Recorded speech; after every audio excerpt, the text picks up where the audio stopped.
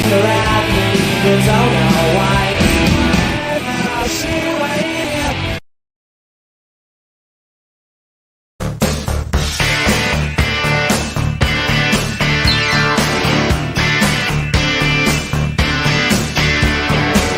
There's a fire beneath my skin. There's a fever that makes me ill. Gotta love, a love that kills. I got 24 hours to live. Come back. I'm down on my knees. Come back. I beg you, please.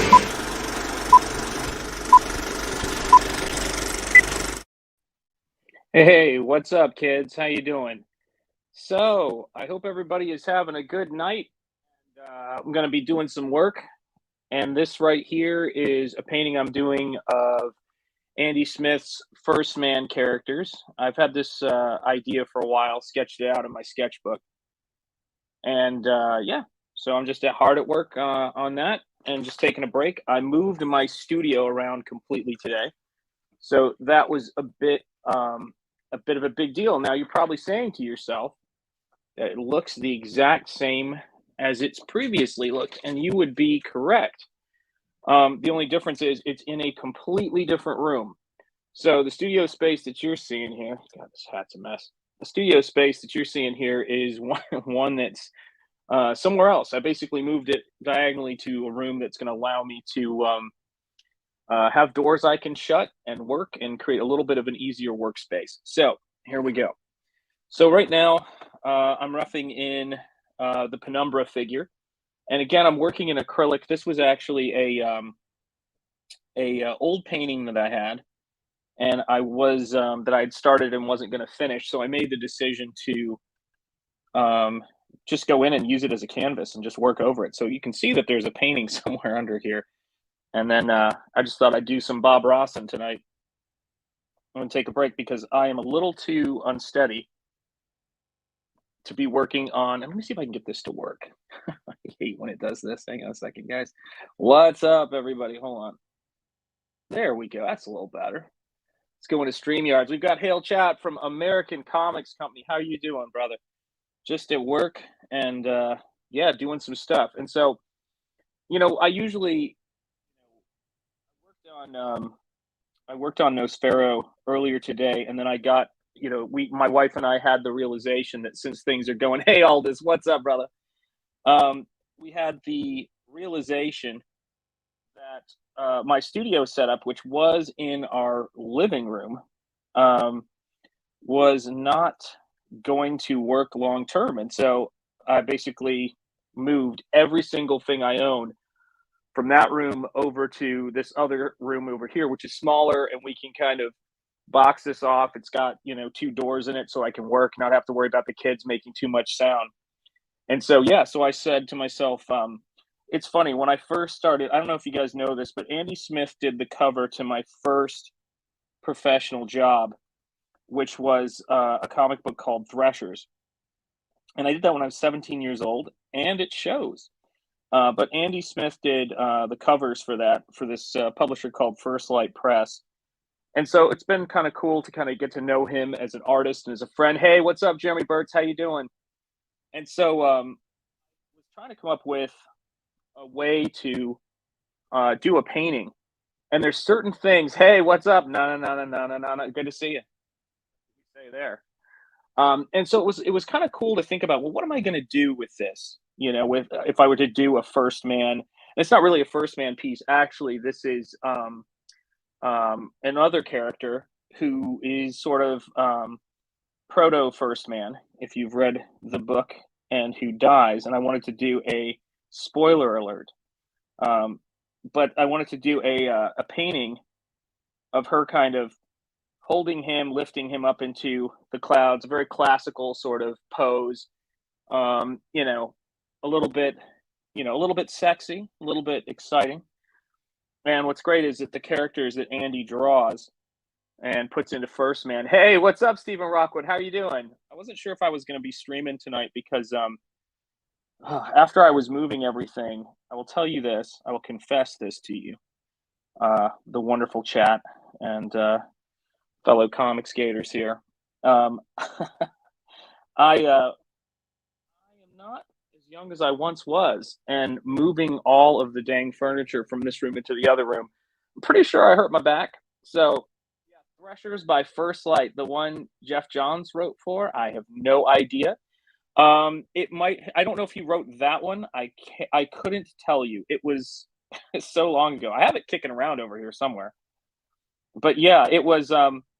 Oh, and I have to tell you all this. It was so funny when we were talking the other night. I had a great time, and when you were saying, uh, of all the things, to not lead with, not leading with knowing Walter Simonson. That's right. I'm younger than I once was. That's right. KSS. Yeah, I got knocked on my KSS trying to move all this stuff, and it's just like, it's all these art supplies and it's all this stuff. So this is a completely different room than I was in before. You just can't tell the difference, except for the ultimate hang in there cat poster that I painted that I've been dying to take and move into my workspace. So I decided to do that. But anyway, what was I gonna say?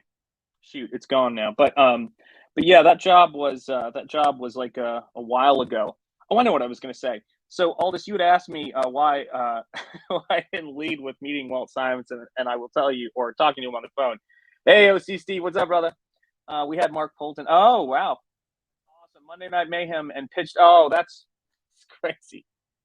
Mark knows me actually because I was in touch with him when I sent in the piece for Graveyard Shift, so he knows how to get in touch with me. We've had we've had some email exchanges over the resolution of the piece or me touching it up once I got glasses.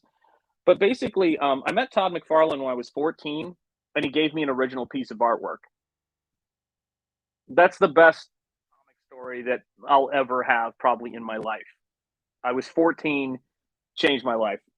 And so when I always think about the comic story I lead with, that's the one. I was like number 5 billion in line. He was so nice to me. And I remember thinking, that is how I want to treat my fans. That's the way to be. And that just threw me. Oh, static on my mic. Yeah, I have a bad feeling my audio setup is a little bit off right now, and I don't know why. Everything seems a little off. One sec.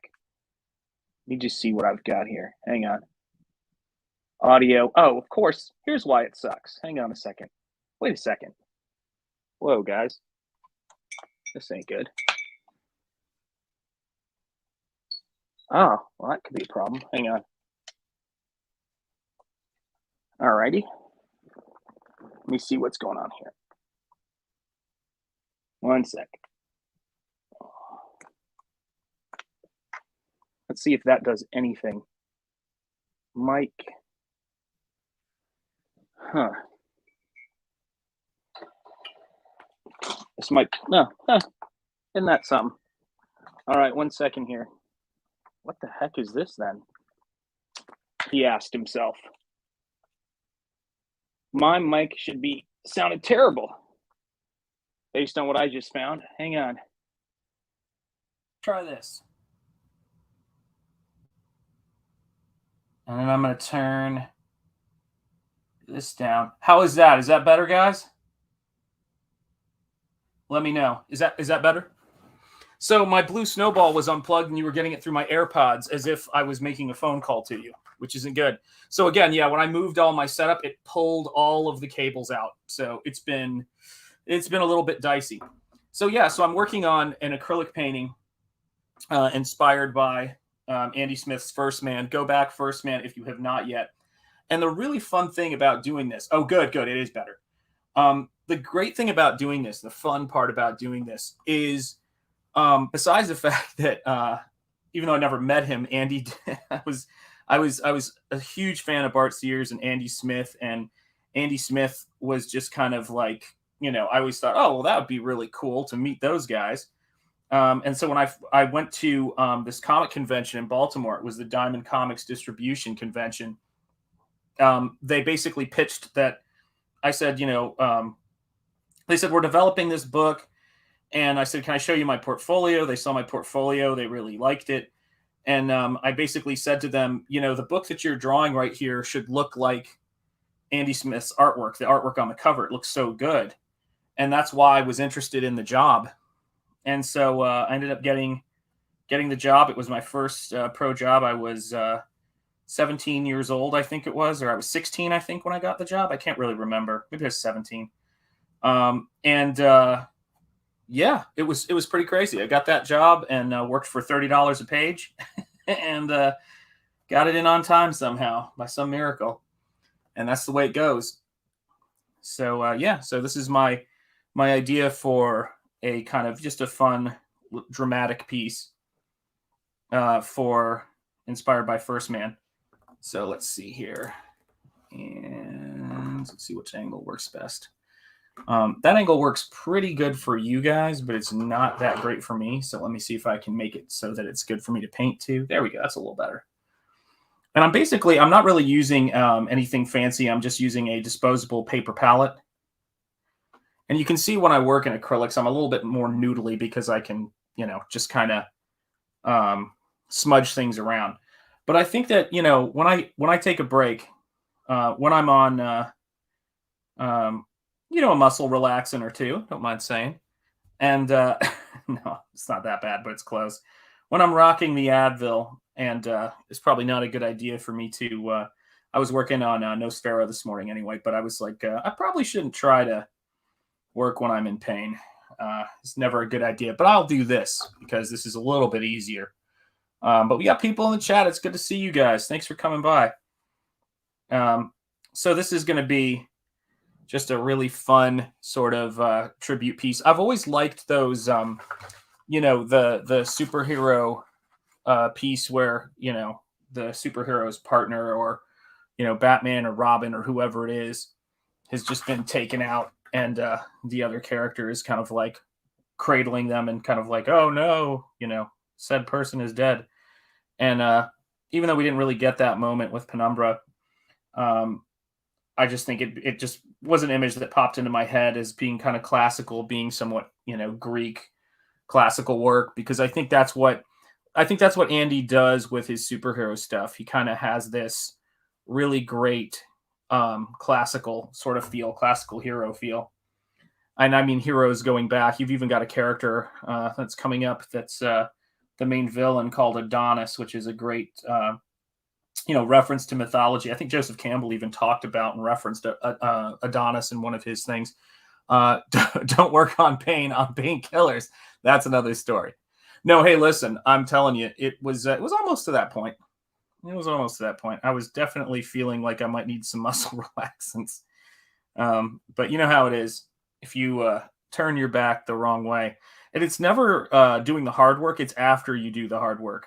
You just go to pick something up lightly and you're like, I can't move. So I figured acrylics are pretty back spasm proof. So I thought, what the hell, we'll paint the pain away. Right? That's what we can do here. Plus, I haven't streamed. I haven't been able to. My daughter is in a ballet production of the Nutcracker. That's her local ballet school. So I've been at those shows all weekend because she always likes it. She likes it when I come to both of them, and she's proud to show it to me, and I paint the backdrops for it. So it's kind of like, I go there to show my support. So that's what I've been doing on Saturday and Sunday. And then today, I kind of realized we've gotten to the point to where we're heading into the holidays and I need to move my studio. It's either now or never. And actually, it's probably now or later. It's not be that dramatic.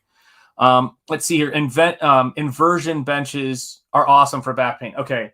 So listen, let's cut the shit here. Okay, guys, let's cut the shit. We all know that Comicsgate is not about comics. Okay.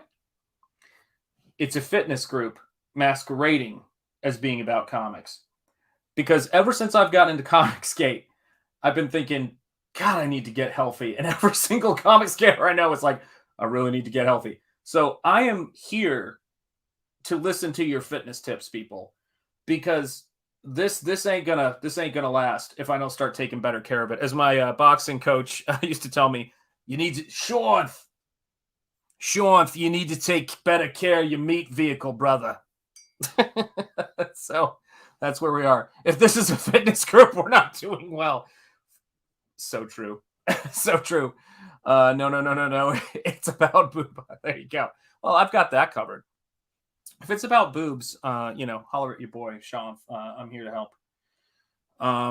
It's funny because I was talking to somebody, and now I've been out of academia for, gosh, just this summer is when I basically said, hey, listen, this is what I need, and this is what we need to do in terms of, working with my family schedule, and also kind of, saying a few things about the direction the college was going in, which was, whatever it is, diversity, equity, inclusion, and insanity. Don't talk about smoking, please.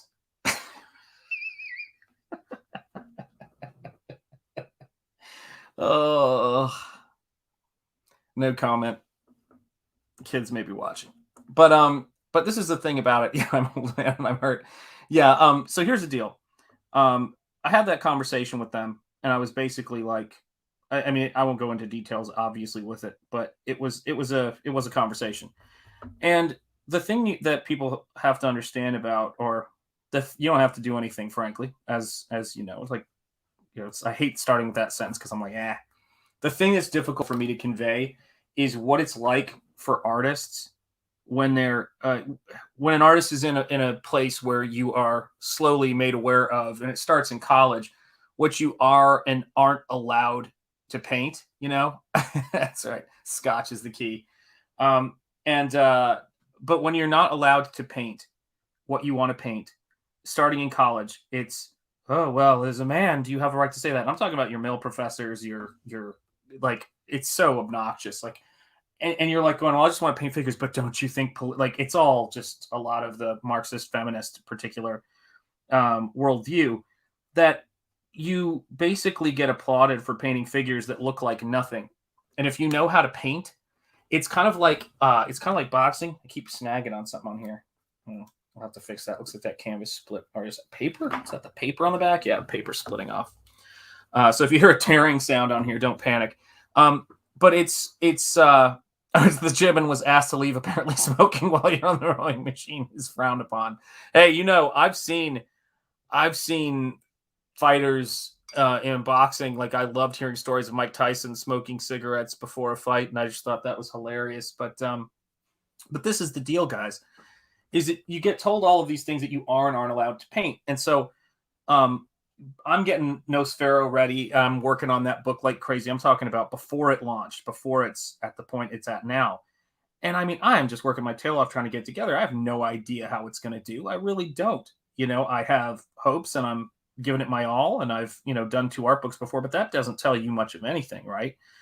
And what was so interesting to me about it is, it's been a slow period of realizing that in Comicsgate, and I've been talking with Phil Diaz about this a lot because we've been talking about pulp, you can do what you want to do. You are artistically free, Well, it's really, really simple. It's hypocrisy. It's what it is. And I will tell you the thing about Goya that they like is, and why they're okay with Goya, is because Goya, while Goya stuff is amazing and I enjoy it, it's not so technically impossible that they have to hate it for its technical virtuosity. So what I would say is the people that, were most hated by fine arts and are now keeping some museums open by having shows of their work were people like Norman Rockwell and the great illustrators. The people that are kind of falling out of favor right now, let me see what I got here. The people that are have been falling out of favor were the more representational artists, and those are the people they're trying to take out of, actually take out of museums now, under the guise of decolonizing the museums, whatever the hell that means. But it's crazy, and it's nuts. Well, here's another one. How can the same people who praise and applaud, let me break down for you who their favorite artist is. Someone you probably haven't heard of, but it is their dream artist for everyone to emulate, which is a little depressing. Oh yeah, absolutely. Absolutely. It is like Epic Illustrated. That's a really good point, and is an artist by the name of Anna Mendieta. Anna Mendieta was a performance artist who took lots of photos of herself nude and but in various nature things and everything like that. She dealt with ideas of gender and took photos of herself with like a beard but naked and everything like that. All the things that they would normally call sexist, but if they're done by the right people. And she either and then it was a lot of self-harm stuff with like blood and just her like acting like she was portraying herself as getting beat up or whatever else, and pushing her pushed against glass, like all this kind of very stuff you would see and go, well, this kind of seems like this person's a little bit got some stuff going on. And the way that her life ended and turned her into a martyr is she was in a relationship with another fine artist. They were arguing, and she either jumped out the window to her death, accidented out the window to her death, or was pushed by her fine artist, husband, lover, whatever, out the window. And I always say, because I believe this whole culture of fine arts and neo-Marxist feminism and all this crap is a death cult, it is their ultimate hero. And I remember saying, when you pitch to girls that you're not sexist, but they should take nude photos of themselves and in various, self-harm scenarios, and then show them your hero is a woman who died, I thought maybe you should show them people who lived. So you may think this is insane, but this is a true story. A buddy of mine who's texting me right now called me up and said, hey, they just gave a scholarship in the name of a former RISD artist who was, passed away recently. And I quipped, did she take nude photos of herself? Was she a photo student who took nude photos of herself and commit suicide? And they went, yeah. And I went, what? It's that common. So yeah, that explains like their definition of beauty and highest form of arts. So it is what it is. And so let me see here. Epic was criminally ended. Yeah, if only it was for was it? God, my glasses. Sorry. If only that we never got to a true end to Burns' The Last Galactus story. Yeah, that would have been cool, amongst other things. Yeah, and so yeah, I'm a big proponent of teaching the old skills, the classical skills.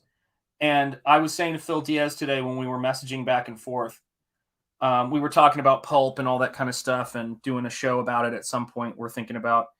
And the thing about it was no like rock solid plans. I mean, although we're brainstorming. And I said to him, I go, when you look at James Bama's work, which I was looking at today, or Bama, sorry. Bama is my desire to Indiafy him. James Bama's work on Doc Savage. And the thing about it was that, it was so good that it sold Doc Savage in a way that, as Razor Fist was asking an author, what do you think made Doc Savage so much more popular than The Shadow? I mean, there's so much more Shadow stories. And he basically said, I think those James Bama covers did. So I started saying to people, this is the deal, guys. We've got no limits. It's as good as you can paint, as good as you can draw. Comicsgate is a huge audience of people buying, and we haven't even tapped into the pulp audience, which probably doesn't know. I mean, they know a little bit we exist, but that's a whole nother group of people. So for those of us, who have, the skills, we've never been really allowed to, there's never been a market for it. Like, I mean that sincerely. Like, if you do realistic work, you might be able to get a job drawing Marvel or DC comics, but certainly not crowdfunding your own ideas and doing full tilt pulp. Like what Alex Ross does, and people like that, is great. It's fantastic stuff. I remember seeing that in college, and it blew my mind. I was like, how do human hands even do this stuff? Paint, because I didn't know how to paint. Because they weren't teaching any skills in college. That's how it works. And yo, Lord Crackhead 33, much love. And yes, hail to the chat. Something happened with Frazetta and Conan. Yeah, you're absolutely right. Yeah, well, Frazetta's my guy. I love Frazetta. You guys can see it. You see the female figure with the outstretched arms back there? It's a statue. That's a Frazetta painting. or it's a statue based on a Frazetta painting called the Sun Goddess, I think it is. Look it up and you'll see what a hot painting it is. It's awesome. Same thing happened with Frazetta. Let's see here. Yeah, Frazetta just made Conan pop, and I actually made that point today. I was like, Conan had Frazetta. Doc Savage had Bama. There were good artists, but there was not a legendary artist who made that happen for the Shadow. Let's see here. We've got, yes, Hail indeed. We've got All This on the Farm just off Orwell Lane. Pulp and Noir have been completely untended markets for so long. And you bet. And you know what's funny is, God, I have so much cool stuff that I've been sending back and forth with Phil for fun. I'm not trying to be a tease here, but I promise you I will send you the stuff. But we are brainstorming on all kinds of cool stuff. And it's really fueling, I think it's fueling each other's work, you know? So when I think about First Man and I do a sketch like this is with Crayola Twistables, gel pen, and a little bit of gouache. And I'm like, how do I make a classical figure? This is the kind of stuff I'm going for. And so then I just break out my acrylics, and it's like, we could do pulp level art and covers. Because, you know, enough of us know how to paint and draw to pull that off. And this is traditional. These are things I want to put up for sale. I should say my wife definitely wants me to put them up for sale. But you know, because I think that people's lives, and mine, talk about mine, to be honest, are really improved by having something inspiring, having art on their walls. And there's something about having an original, knowing you have, as I like to say, it's old school NFTs. Knowing that you're the person who has this work of artwork, you know, and it's framed in your house is really cool. And I know a lot of you guys are art collectors, and that's what these acrylics are for. She's sucking the life right out of him. Yeah, that's absolutely right. Actually, tragically, yeah, the life has already been removed. But yeah, she's something. It's so wild because when I got to college, one of the things all my heroes were Renaissance artists. And I hadn't really seen or been exposed to Frazetta yet, because it's not like your art teachers who hate representational work and view everything illustration-wise as sexist are going to expose you to people like Frazetta. And the thing that was so crazy about it to me was I was obsessed with Michelangelo. I still am obsessed with Michelangelo's anatomy. Many of us are, because he's just incredible at what he does. And so I was always illustrating figures that were in very skin-tight costumes, and I loved the human form. I loved like the weight. I loved all that stuff. And so to me, Andy Smith's First Man is like that on steroids. That's why I liked Bart Sears's work and Andy's work so much, is because they really were not shy about those classical motifs.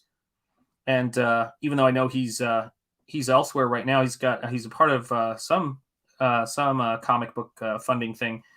I would really love to see Bart Sears in Comicsgate. I really would love to see him, just even if it's just, you know, if Andy could get him to do like a First Man story or something like that. I mean, I would love to see that. Bart Sears is such a amazing talent.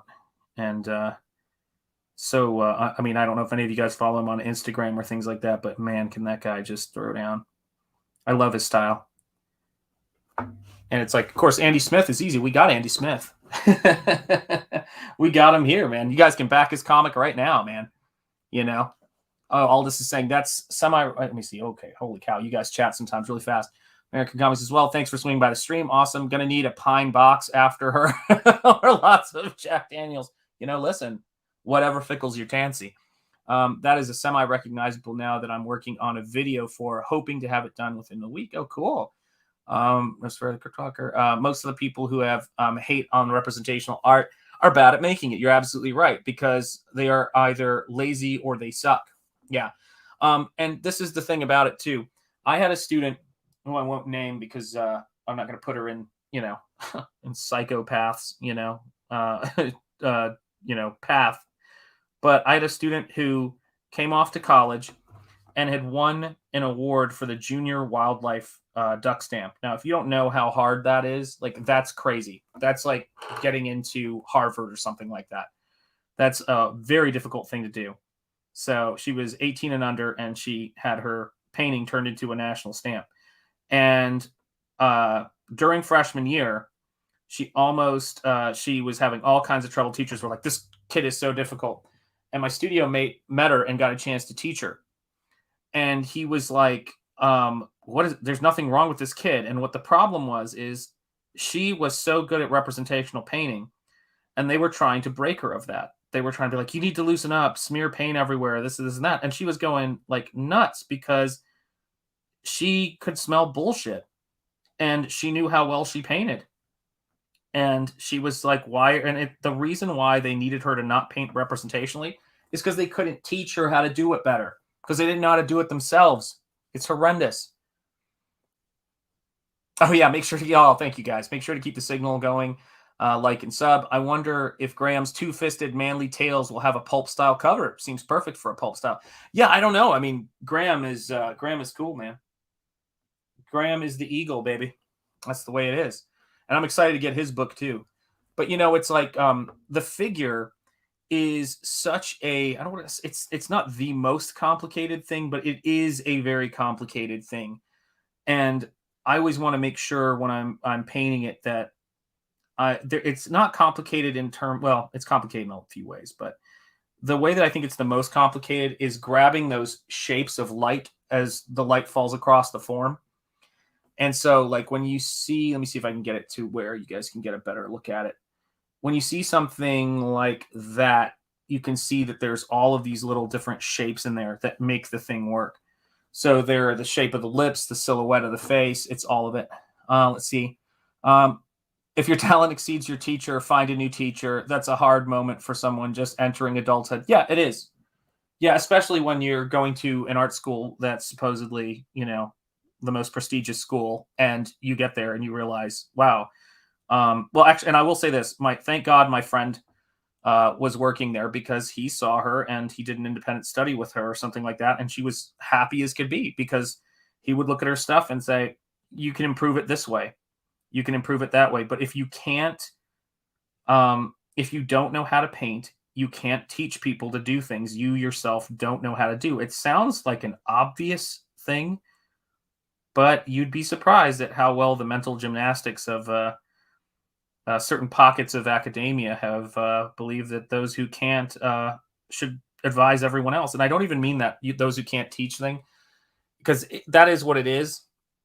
I think there are some, teaching is its own art form after doing it for 18 years. But I will say that those who can't become bureaucrats and manage. That's definitely the case. So you don't want that on your conscience. And so to me, when I'm looking at Penumbra, and sort of, it's funny, this is not like, whenever you see me putting in marks, these aren't the final ones. But the thing that I like about her is that just the way the light falls on her mask, and the way that I mean, I may go crazy on this at some point. I don't know. I might break out like silver paint because the character is metallic, and I love doing things like that. It's really fun to do. Let's see here. Let's see. If you're telling your teacher, especially a woman who tends to be more agreeable to authority. Yes, exactly. And she was, and she couldn't figure out. That was a really tough part of it too, because she's a nice person and she wanted to do well, and that's kind of how they get you. It works like this: they let you into the school, or they accept you into the school because they know how awesome you are, and they want to be able to show off who they've been able to get in. That's how I got accepted into this college. And then when you get there, they spend from the first moment you get there almost till you leave, they try to break your talent by not letting you do it, or telling you that it's wrong for you to paint representationally, until they undo or try to undo what you know. It's weird. They try to train you into being a bad artist by holding that diploma and those grades over your head. And it's really messed up. I don't know how to describe it. Let's see here. That's all people do, teach things they know nothing about. Some teachers just learn from the book that day for the assignment they're teaching. That's true. There's some terrible teachers out there, that's for sure. There's some really good ones, though. I was one. But there's my wife is absolutely a great teacher. Let's see here. But you're right. I mean, there's people who don't care. There's a distinction between teacher and teacher. Yeah, you're right. One has to be an innate talent. Yeah, Joseph Campbell would be a really good example for me. C.S. Lewis would be a great example. Although I guess in both cases, they were able to succeed well outside of academia. So we brought you on for yeah, woke points, but all you want to do is square. Yeah, absolutely. So you don't make us do the shopping. Yeah, exactly. Oh, guys, you have no like. I there. Yeah, I've got jokes about so much of that stuff. You have no idea.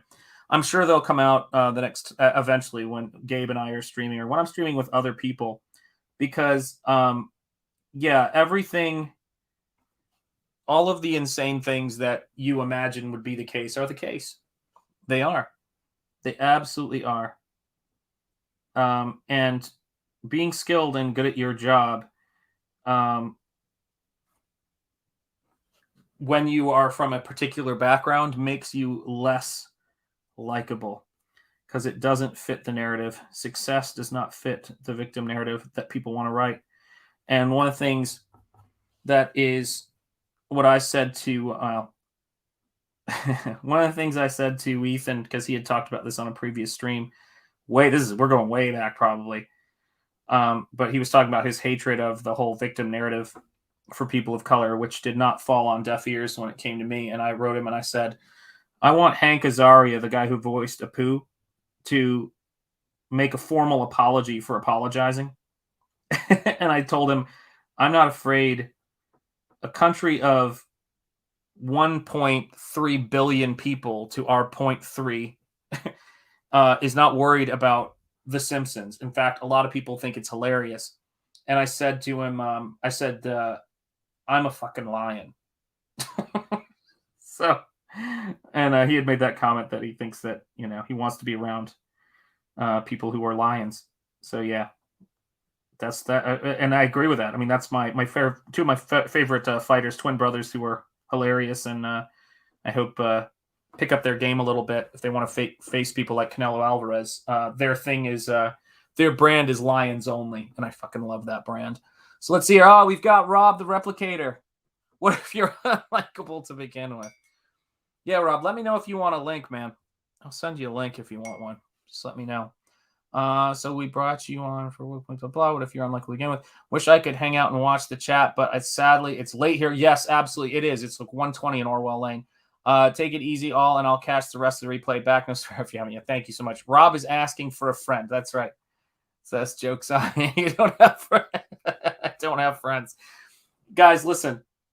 I'm now in a totally isolated room in my house where I've moved my studio to, and I got to tell you, I love the silence. I really do. It's a good thing. To me, to work, I just do better in isolation, and this kind of feels like isolation, but with people, alone with everybody, as Richard Ashcroft would say. There we go. And yeah, that's pretty much what happens. Let me see here. Shanth, did you ever see? Oh, yeah, I did. It's the truth. I saw Art School Confidential. Art School Confidential is the actual, according to Hoyle, truth. The fact that movie and that comic strip, but that movie is exceptional. Anyone just watching the trailer to that is tells you almost everything you need to know. But when you watch the movie, it's the greatest.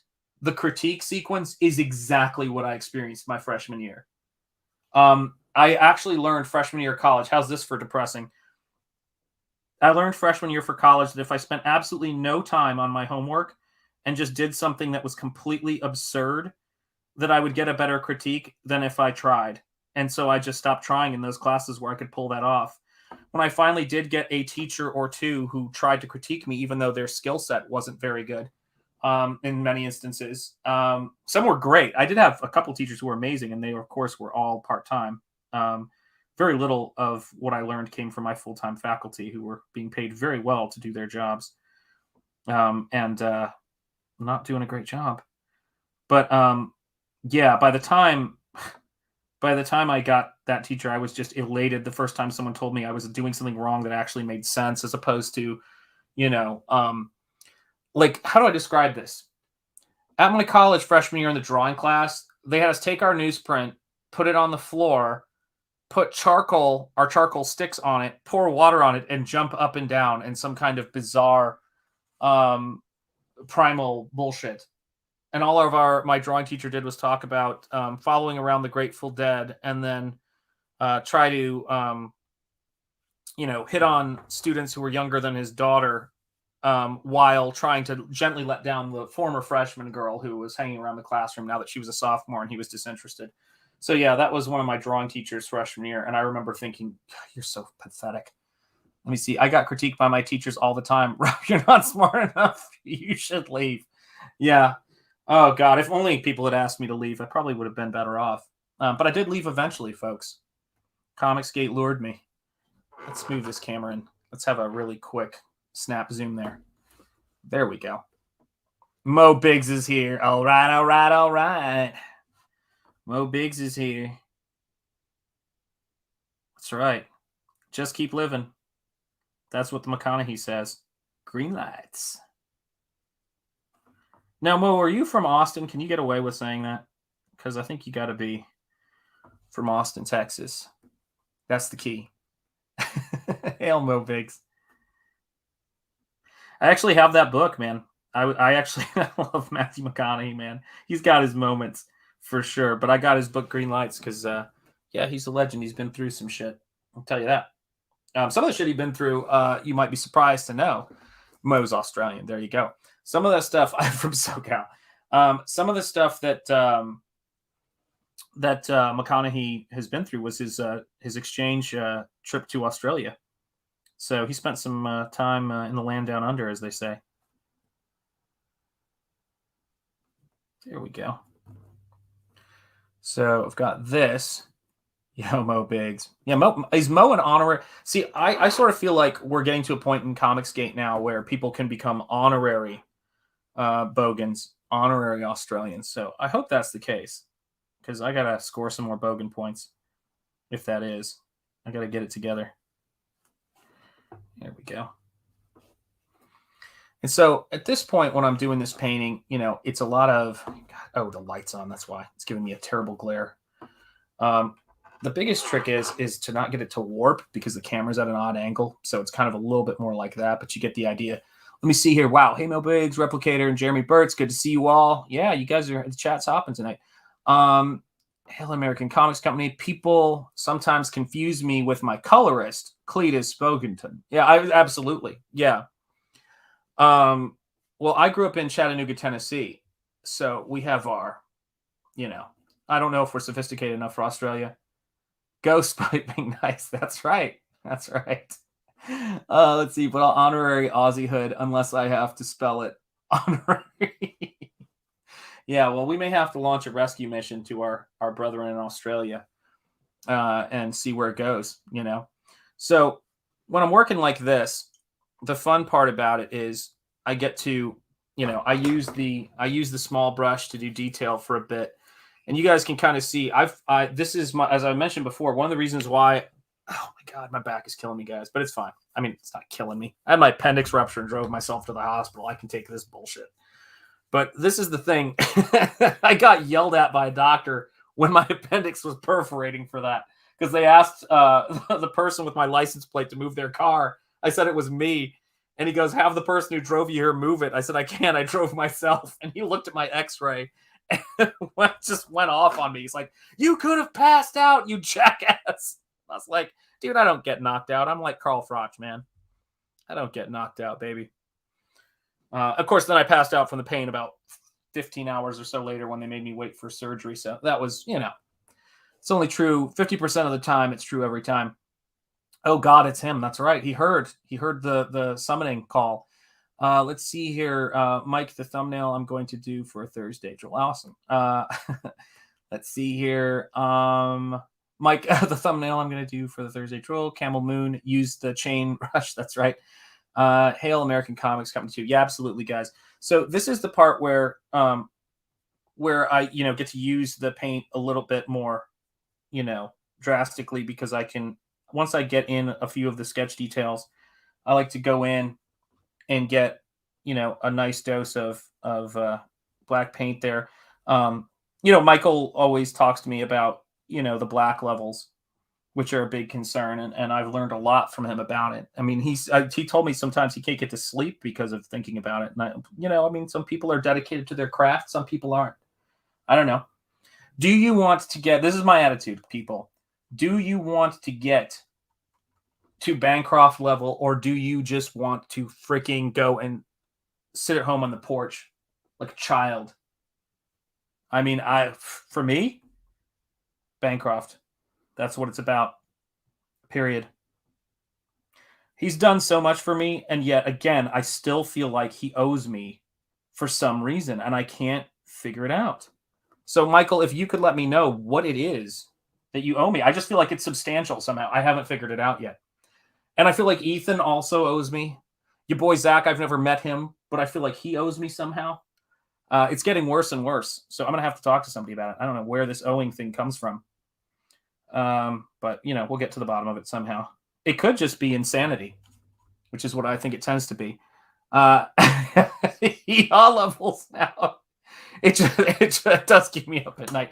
No, seriously though, I mean, as sad as this is going to sound, and this is the part of it that keeps me up. Oh wait, I asked Gabe today if he used the chain brush. He protested quite profusely. Some may say a little too much. Yes, exactly. But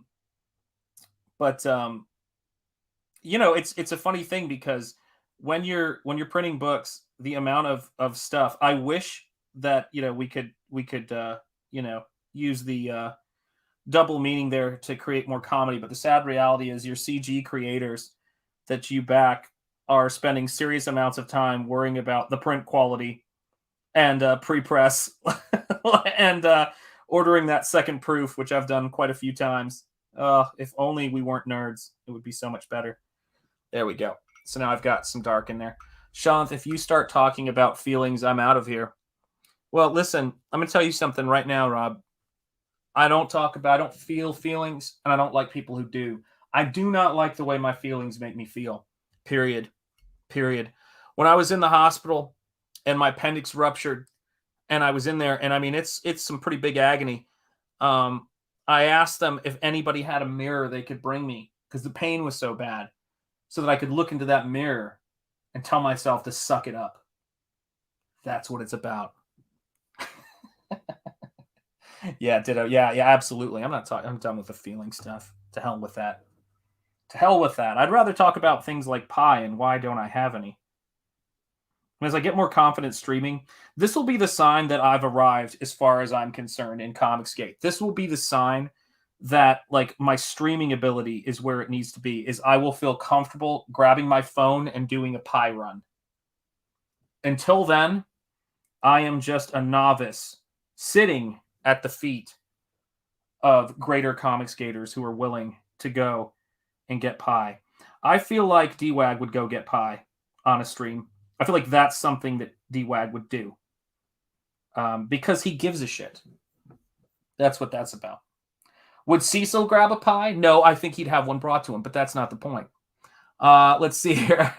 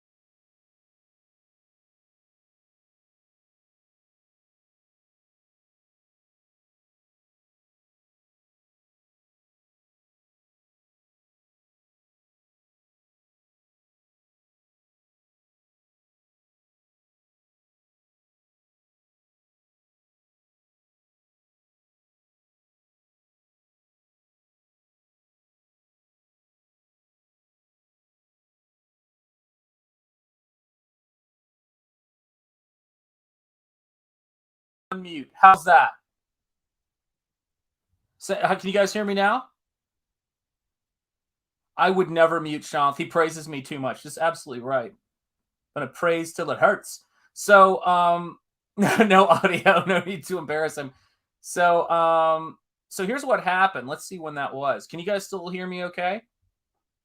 Yeah? Am I back? Am I back? All right, cool. So here's what happened. Because I moved everything from one part of my studio to the other part of my studio, or sorry, when I moved one part of my house to another part of my house. My house isn't that big. So here's the deal. And let me make sure the audio is okay. The power ran out. So let's see. Can you guys hear me okay? Yes, you can. Okay, cool. So what ended up happening is I unplugged the mic. Someone just give me a 1 in the chat if you guys can hear me. I need to know because it's starting to freak me out. Is it working? Hang on a second. Cam, mic, audio, blue snowball. It says it's working, but let's see. 1. Okay, cool. It's working. 3. You can't do that. That's not fair. All right. So anyway, so what happened was the power cable to my computer, which powers all of my stuff, died a dog's death, and it got unplugged, and so it just the computer ran out of power and it just died. So it is what it is. Yes. Oh my God, we were talking about that the other day. So one of my wife's favorite knitters, we've talked about this before, has been completely canceled or is being canceled and having her name dragged through the mud. And I said to her, I go, what do you expect when you ally yourself? You put yourself around people who don't believe in the Fifth Amendment, who believe that silence is an admission of guilt. It's only in the frickin' Constitution of the United States Bill of Rights, the first 10 amendments, for God's sake. And it's so irritating that people are so naive about these kinds of things that they don't say, excuse me, silence is never violence in this country. It's ridiculous. So let me see, 1.5. Well, I'll take a 1.5. Listen, that's the way it is. 69, some have said. Lord Crackhead says 69. That's right. Let's see here. Mo Biggs should definitely probably ask again. Speaking of being canceled, Sean, you need to be more careful saying knitters on YouTube. Yeah, that's true. It is a hair trigger. Sadly, I actually think that word, just knitters, and people who knit, is going to start getting blocked on YouTube. It's hell. Yeah, I should probably ask again. So yeah, I mean, I've been kind of mortified. I used to think that comics was a tough field. Let me tell you something, folks. It's not. Knitting is where it all goes to hell in a handbasket. A hand knit basket, mind you. But that's the way that it is. All right, let's try to get the eyes in here a little bit better. But yeah, when I put in an area like that where it's got, the silhouette is strengthened, you can sort of see how that affects everything else on the piece. Now, the real trick with Penumbra is she's got black hair. She's got, so I'm going to have to mess with this value, but I need the silhouette to be stronger for me to be able to see what I'm doing. And that's pretty much it. Speaking of being canceled, blah, blah, knitters, Mo Biggs. Good. We got a 69 in the chat. Always good.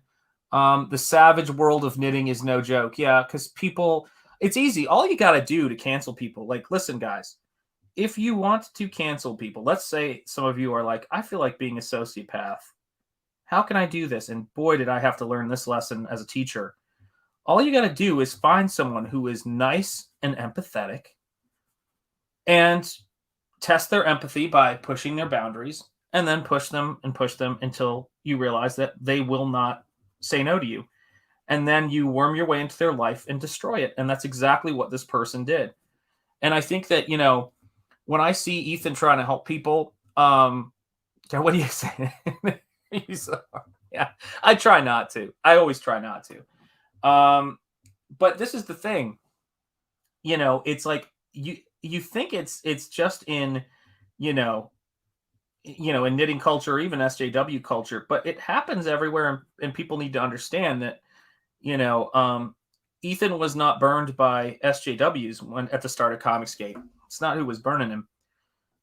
It was people who were like, yeah, I'm on your side. So, that's why I think that where we are right now, one of the good things about it is we've had less of that drama lately. But it's just, it is going to happen. It is what it is. But I am so grateful to be out of an environment where, and this is a bit of a strange thing to me, is that where people cancel you and hate you for being good at what you do, which I think is precisely why people went after Ethan. It's because it's not so much just how he voted. It's the fact that he's like 80 times more talented than any of them. And they knew it. They knew he was getting paid more. It drove him crazy. To be fair, it was both. Yeah, no kidding. Well, sure. Yeah, absolutely it was. It's the ultimate cover. But I don't think his royalty checks, like I worked where for 18 years where all of this crap, starts, in liberal arts programs, and then it went into studio programs, and it held me financially back. And I was too dumb to really grasp how pervasive it was, and how much of a factor it was factored into every decision is, do you think the right way? And worm tongue, amen.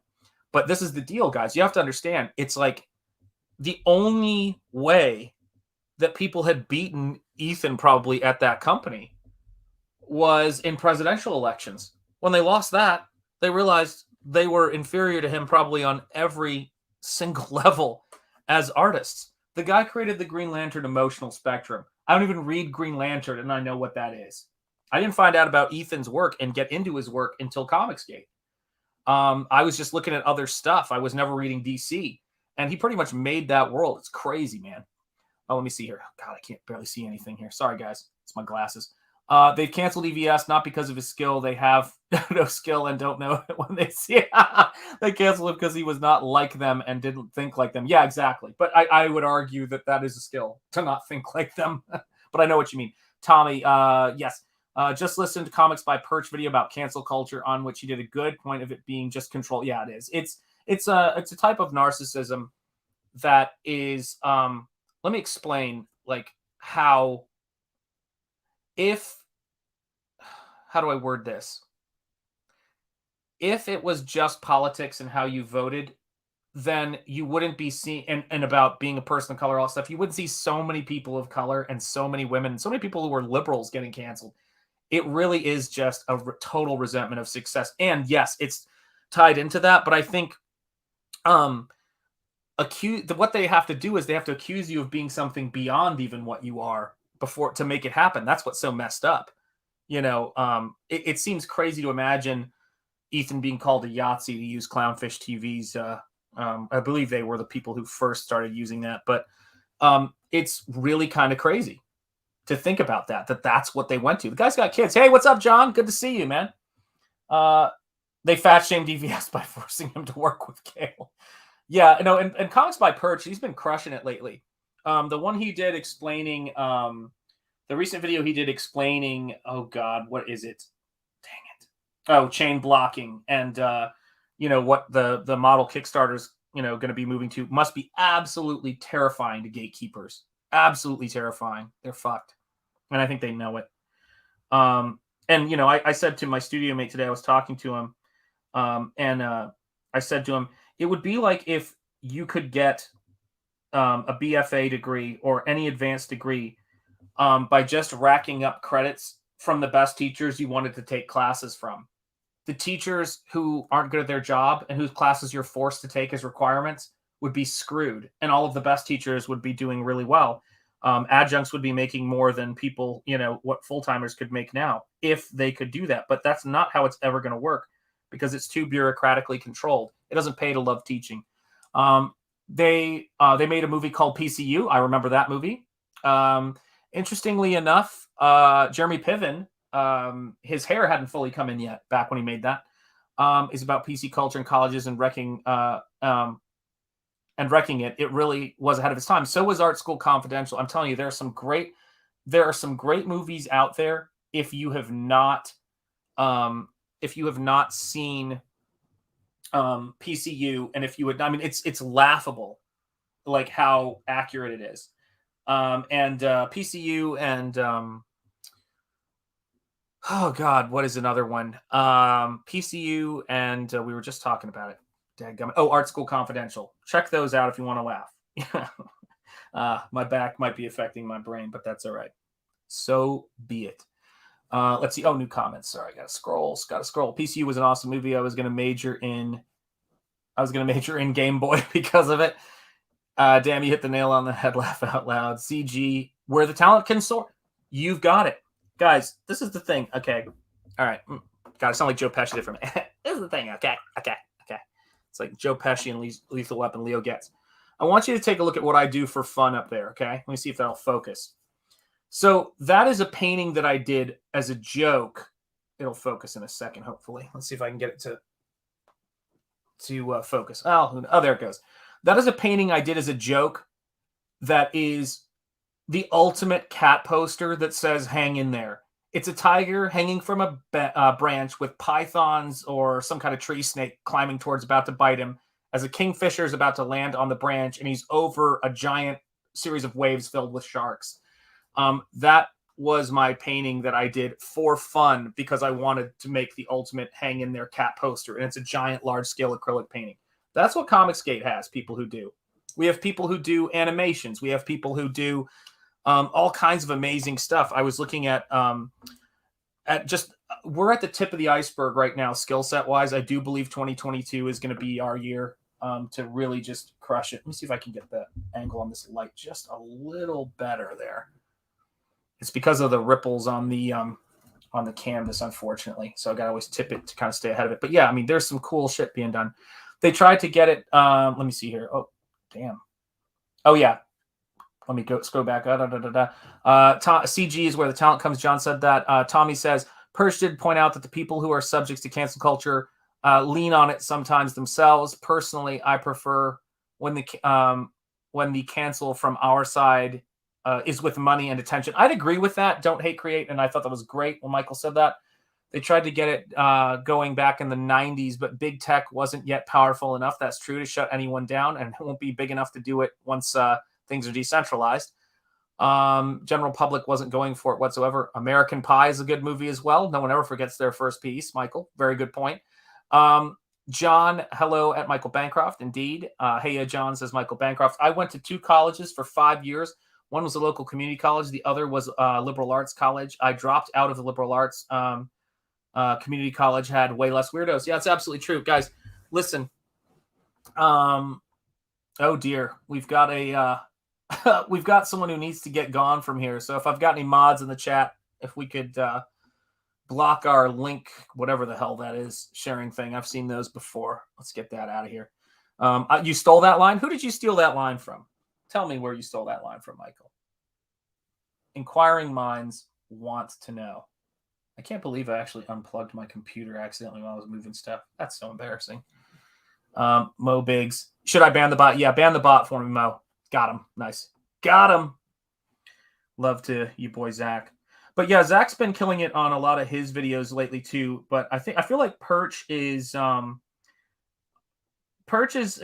pretty solid moderate. I do think that that the false equivalency thing. I don't know if he's the worst at doing that. I don't think that he's that bad at it, but I do think that the false equivalency thing has to do a little bit with the ideology. So, for example, if someone is a canceller, if someone encourages people to burn witches, I don't think making sure they don't get a foothold anywhere is cancel culture. No, you've actively tried to, for purely malicious reasons, to defame and destroy people's lives. You don't get to come out to the party, and any sane employer will want these people out. They're doing things that are actually, if they're not illegal, we know them to be wrong, and they should be illegal. Destroying somebody's career in a coordinated effort, civil conspiracy, and all of that stuff. We just don't have laws for that. Let me see. Yeah, exactly. Yeah, no, I don't give a shit about corporate comic reviews. You're absolutely right on that, Michael. Yeah, and let me see. Boost the signal never ends out there. Sub and like me out. That's absolutely right. I hope the artistic clipped wings from jealousy does not become permanent once the talent is allowed to soar within CG. Wow, that's a really interesting thing. Theft the Australian way. Buffalo Con. All right, there we go. Good to see you ban the bot, ban the bot and spank the bot. That's right, got him. There you go. So yeah, so this is the thing I would say about it, guys, is that it's like I will not be painting. I would be interested in corporate comics reviews from Zach if he did them sitting in his car or in the closet and had a physical book and destroyed it in a creative, comical way at the end. Yeah, old school. Here's the deal, guys.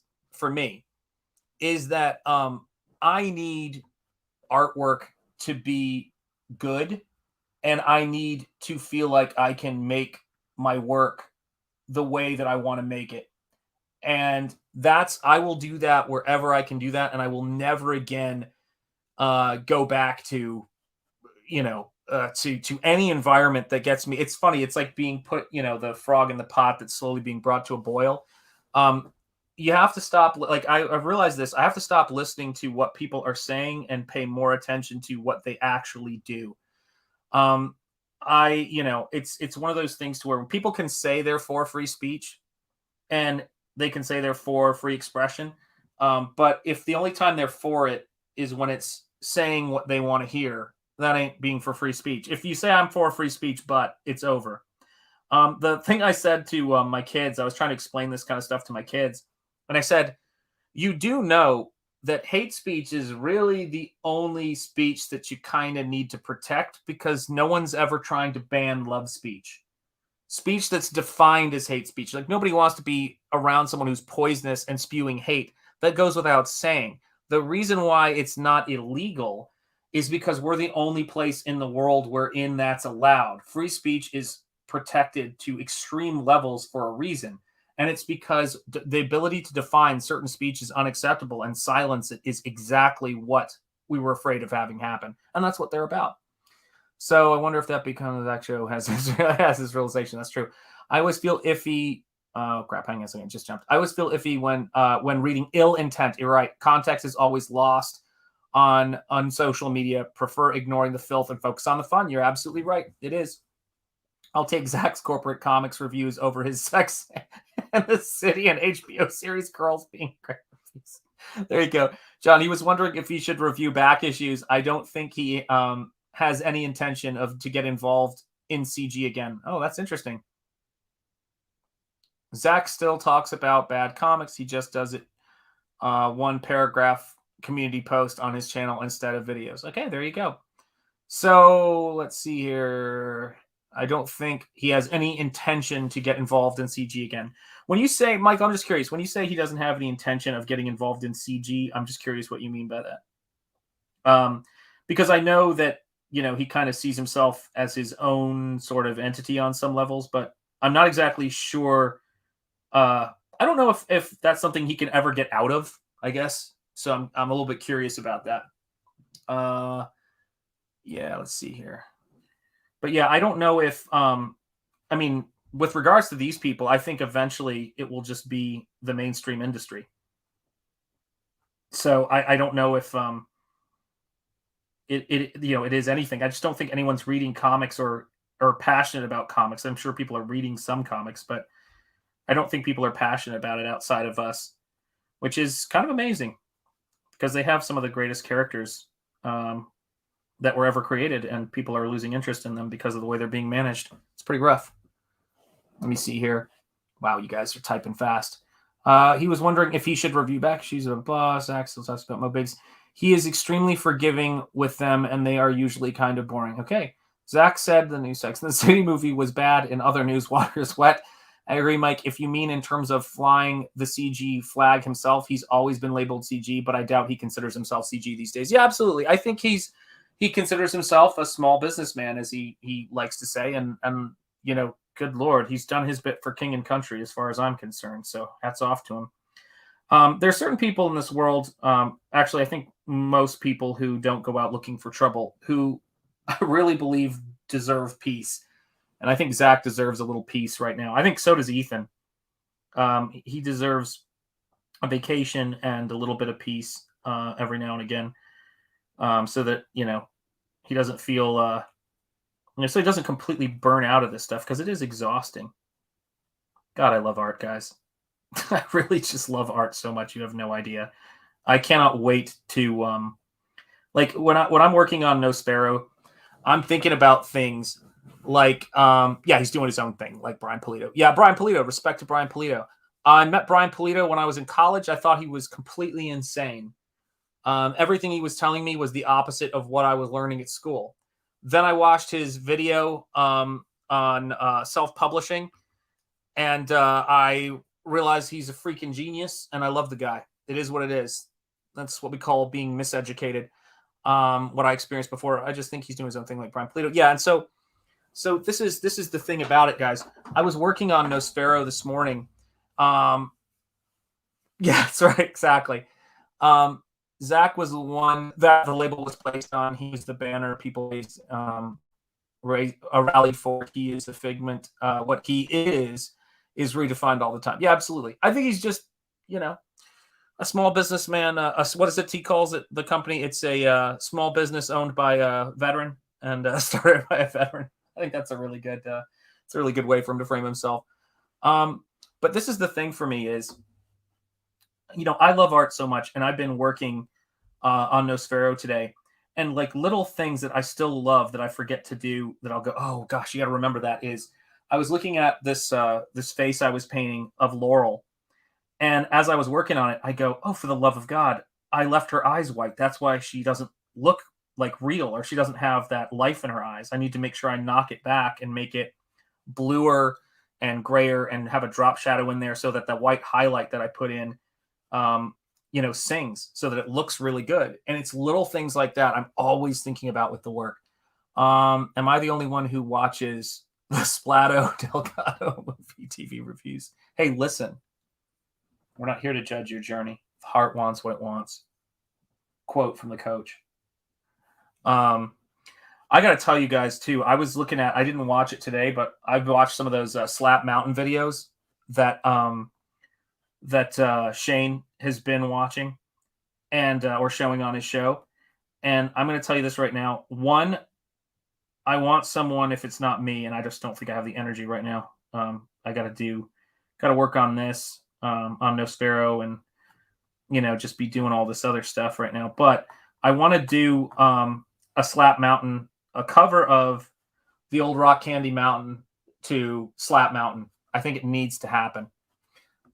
It's got to happen. Oh, boy, there we got another, looks like we got another link there. We got to Slap Mountain this person down. He's trying to put links in the chat. Boy, have we officially made it or not? I don't know. If a mod can clear that person out of here, it'd be great. Yeah, Slap Mountain is epic. In the big slap, what is it? What would we call it? Slap Candy Mountain? That wouldn't work. That sounds a little bit off there. You never change your socks, and the little streams of alcohol come a trickling down the rocks. Yeah, see, we got opportunity here. We have a gold record on our hands as far as I'm concerned. Oh God, I love that movie. The Coen brothers make the funniest movies about the South that remind me of the South so much. They remind me particularly where I grew up, which was in Chattanooga, Tennessee. Really reminds me of that area, and some of my in-laws and things like that. Just some of the funnier parts about it that I love and I miss. The biggest thing I miss, though, it will be a while before I can get it, which is country fried steak with white gravy. Anybody who lives in a part of the country where you can get country fried steak and white gravy. Ever since Chili's removed it, I've boycotted Chili's.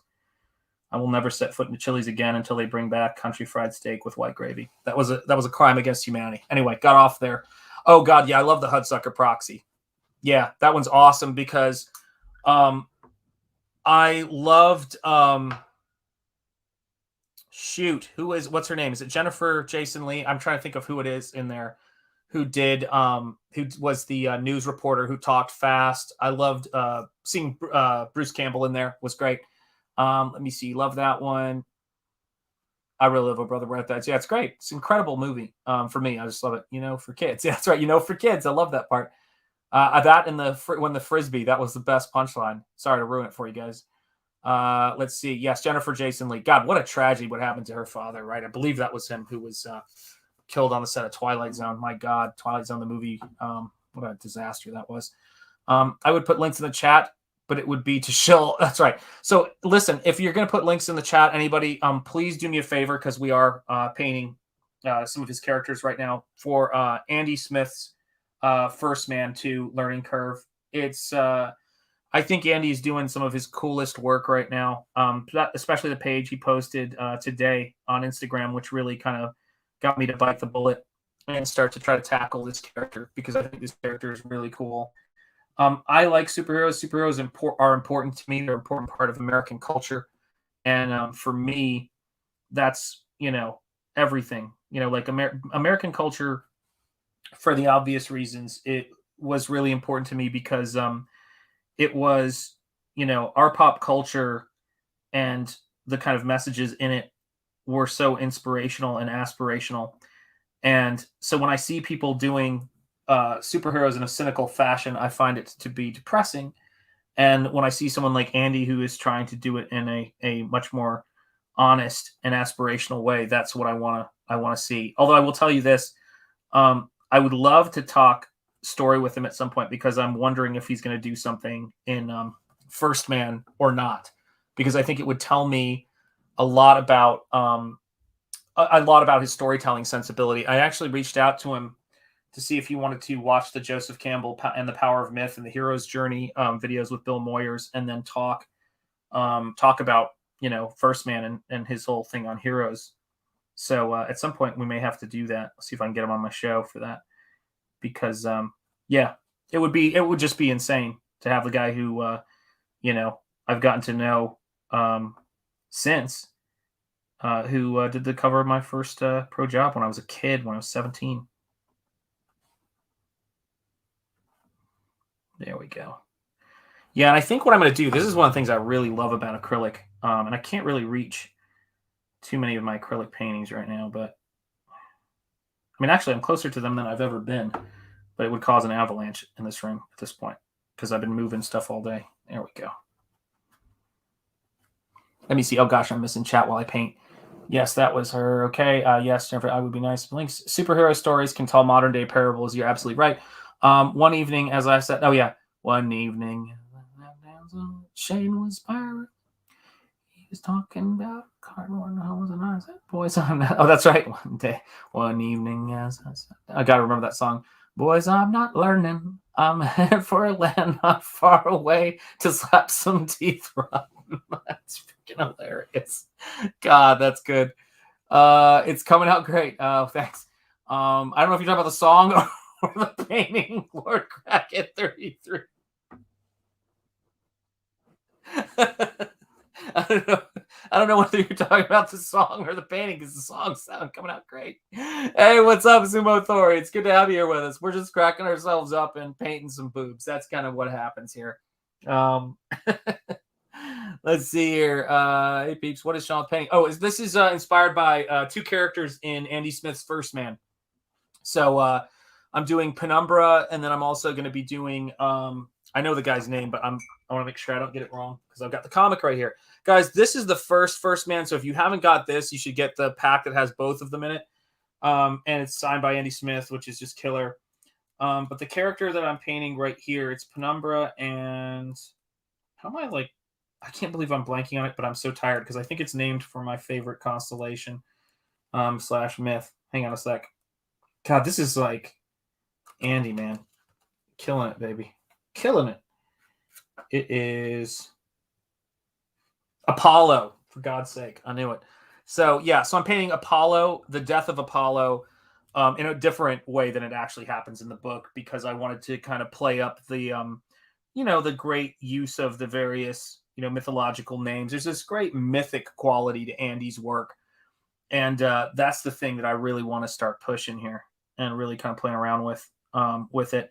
I don't so much do paintings of my paintings of different people's things where I'm doing them. They are paintings. They're kind of more like paintings about them than they are an attempt to just illustrate the characters. So I'm painting, and that's the fun thing about when I do pinups or commissions. What I try to do is I try to take what the person is doing and really try to create a work of art about it that is something that hopefully the person likes and they're okay with, but just sort of takes things. Oh, thanks for getting that, Lord Crackhead 33, brother. Thank you for getting that in there, Jeremy. I appreciate it. It's good stuff, and I really enjoy it. I did a video where I talk about the book and talk about this shit experience I had my freshman year of college, where that first pro job I did, some upperclassmen who a friend introduced me to as being the comic book gurus, said, yeah, do you mind if we give you some, you want us to critique it for you? And they gave it back to me, and they had written all over one of my only copies of the book in gold pen, just mocking every panel. It was so depressing. And they were just total dicks. And that's kind of a good look at what art school was. So, I made that video and Andy watched it and was like, hey, man, I'm glad that that didn't discourage you. And I go, no, it didn't. Nothing was going to stop me. And none of them ever ended up doing anything in comics. So there you go. But they were the experts, apparently, even though I'd been professionally published at 17. But you know what? Whatever. La Petite Mort. There you go. Little death. Let's see. Fear is the mind killer, Bancroft. Know that. If I find that bunny... no, it's not a bunny. Don't worry. It's not a bunny. It's going to be hair. But yes, there is... And I don't know how to feel about this at all, people. There is a painting by George Petty of like an ice skating, or not George. Yeah, George Petty, who's a pinup artist from back in the day, of a woman in a white bunny outfit with mittens that look like rabbit paws in a sexy pose. And I went, I don't know how to feel about this. And then came Weebury.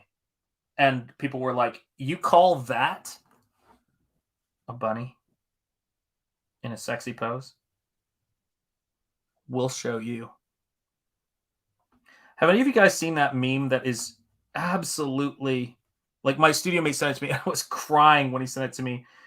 It's going through the different phases of anthropomorphizing characters, and then the final one is it's just a photo of a cat. And it says the first one says you're a furry, the first one says you're this, the first one says you're that, and then the last one just shows a picture of a cat and it says you sick.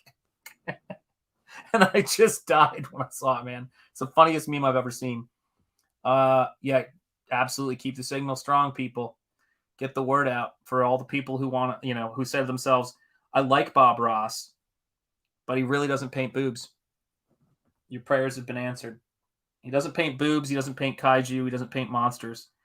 What is the deal? And yeah, he has to be stopped.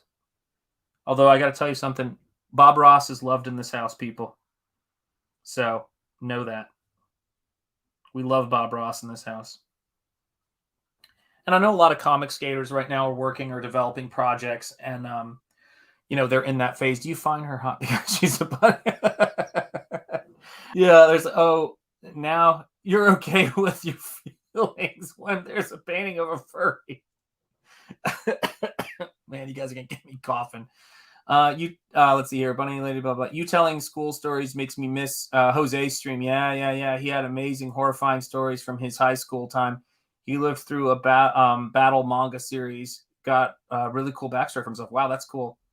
Saint Bob Ross, right? That's right. Saint Bob Ross, indeed. Yeah, we love Bob, man. I mean, it's like people who bring, positivity and things like that. They're a rare breed, and I would say that, it's like you got to think about, like, at the end of the day, life is so short, and I think about this shit all the time, that people, like, what people let take their time. And when people give you, like you guys are doing right now, when people give you their time, Bob Ross couldn't paint people, but if he did, he would paint a boob. He would. I think he would. The big boob candy mountain. And then maybe give the boob a friend. That's exactly right. We're going to give that little rascal a friend. We're going to give that little sweater puppet a friend right there. That's what he would have said. That's what he would have said. It doesn't make me not like her. That is the answer that your lawyer, Nick Ricada, would tell you. Actually, he would just say, don't talk to the cops and plead the fifth and don't take the stand. Because, he's a serious guy. And don't give a television interview either when you're possibly going to get charged with a crime. These are all things that, you know, they need to be teaching. But apparently it's falling on deaf ears. So let's see what we got to do here. Activate that. So now I'm going to just kind of get, this isn't the exact color of her hair, but it's going to help me to have it not be too light and have it show up. So, because I need to start thinking about how I'm going to frame this out. And I'm going to probably have this figure smoking a little bit. No, I don't mean cigarettes because they're, you know, there's no God. But in this world anyway, the gods are the heroes. But this is the thing. I appreciate that game. Oh my God, please. That was my pleasure, man. Listen, guys, you know this, and Ethan has said it well. We do not, Comicsgate is not a place where, you know, everybody owes everybody this or everybody owes everybody that. It's a place where we come to back talent and back to things that we like. And so what's great about that is when you are deciding whether or not you should do something for somebody, whether it's you know, Ethan or John, you know, or anybody, having people on their shows promote their work and all that kind of stuff, you know, people are doing it freely and by choice. And, you know, but it's not something they feel like they're obligated to do, which is one of the things that I really don't like about the whole SJW culture, because it basically robs people of good charitable actions because it's just expected. And what I saw when I saw that book and saw the trailer is I go, I've got to have you guys on. I saw how many days you have left on your campaign. So if we can get a link, by the way, to the Goblin Girl in the chat, that would be great. And I said to myself, you know, I remember it's so exhausting in a good way when you're doing a campaign and you're trying to remember a million things. I don't know if it helped in any way, but if I can do anything to help get the words out, you know, on books, I'm there. You know, I do enjoy it. It's just I had the time and I sat down and I was like, let's do it. If I have a thought to do something creative, I generally speaking try to. Let's see here. Yes, you can't be angry and watch, but we absolutely can't. He is human volume. Let's see. Wait, Sean. Forgiving all debts, including Bancroft's. No, he really owes me. I don't even know why anymore. I just know what he owes me is beyond evaluation. And it keeps me up at night. I actually, when I think about all of the people in CG who just owe me for reasons that I can't describe, like they didn't do anything or do anything for me that makes them owe me. It's like I'm clenching my teeth and my fists when I go to sleep with rage about it. Hey, what's up, Gabe? Hey, brother. You ready for Wednesday? We gotta get our Seagal on, man. My favorite part of Bob Ross show, KSS, laugh out loud, so true. What brand of acrylics? Oh, that's cool. There you go. Do you use, if I may ask, you may absolutely, guys, art questions, you can always ask me. So as far as acrylics, I use heavy body Liquitex acrylics. They're effective, they're affordable, and you can do both thin sort of washes with them if you water them down. And I do use water to water them down because I don't want to lose. If you use different media, sometimes you gain depth, and you don't want to have, I don't like my paints to have to be something that's too textured. So when I work over it, I can kind of paint over it easier. And I use Liquitex heavy body acrylics. My medium is just water. And then I use synthetic brushes to apply my paint. Typically I would use white synthetics, but these are everything I'm painting on, including the canvas, is from Michael's, and it's cheap. That's the best way I could put it. No. Yeah, absolutely right. Yes, you crazy son of a machine gun. There you go. I kid. Note, he did say Michael Bancroft. Wednesday. That's right, baby. A Bancroft always, I don't think it's pays. I think it's settles his debts, people. You do not want to fool with Michael Bancroft and be caught unawares. He will level you. I've seen some wrestling things happen that have really, they've just chastened me. It's the best way I could put it. Let's see here. Yes, Michael Bancroft, I think technically Mel B could pay his debt in this scenario. Well, you know, that is, of course, assuming that she doesn't owe Michael a debt. And that is like, we don't know what the grounds are of all of that, guys. We don't know how debt works in the household. I only believe what I read in the New York Post. Let's see here.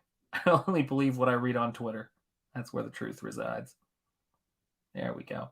And so the cool thing about this, about, you know, painting with these acrylics is that, you know, if you get them to the right viscosity, which is to say, you know, you kind of add enough water and mix your paints well enough so that they move, but you don't want to have them be just, you know, puddle on your canvas, because it's going to suck when you do that. And so what I like about these paints is that I can get a really good coating opacity on them. So I've got enough opacifier for it to coat when I want to cover something up or to bring something out. You can go from like dark canvas to white and a white canvas to dark with just one move of your paintbrush. And that's what's so great about the coating power of heavy body acrylics. Let's see. There you go. Let's see here. Gabe, you have to make a comic with the blessing of Jean-Claude Van Damme and Seagal. Yes. And their time traveling mystical Golian adventures. I would drop it. Yeah, absolutely. God, what was that movie? I think it was Out for Justice, where he, was it Out for Justice where he used the pool ball and the rag to beat some people up? I'm trying to remember what movie that was. I did like when he rammed the shotgun through the guy's teeth. That was another favorite ending in Hard to Kill. You can take that to the bank, people. You can take that to the bank. God, I mean, when I think about the fact that I watched those movies on VHS, you really have to love movies to watch them on VHS and go rent a VHS tape and drive to the store to do that kind of stuff. Man, that blows my mind, because there's no way I was watching edited versions of that movie on TV. That wasn't going to happen.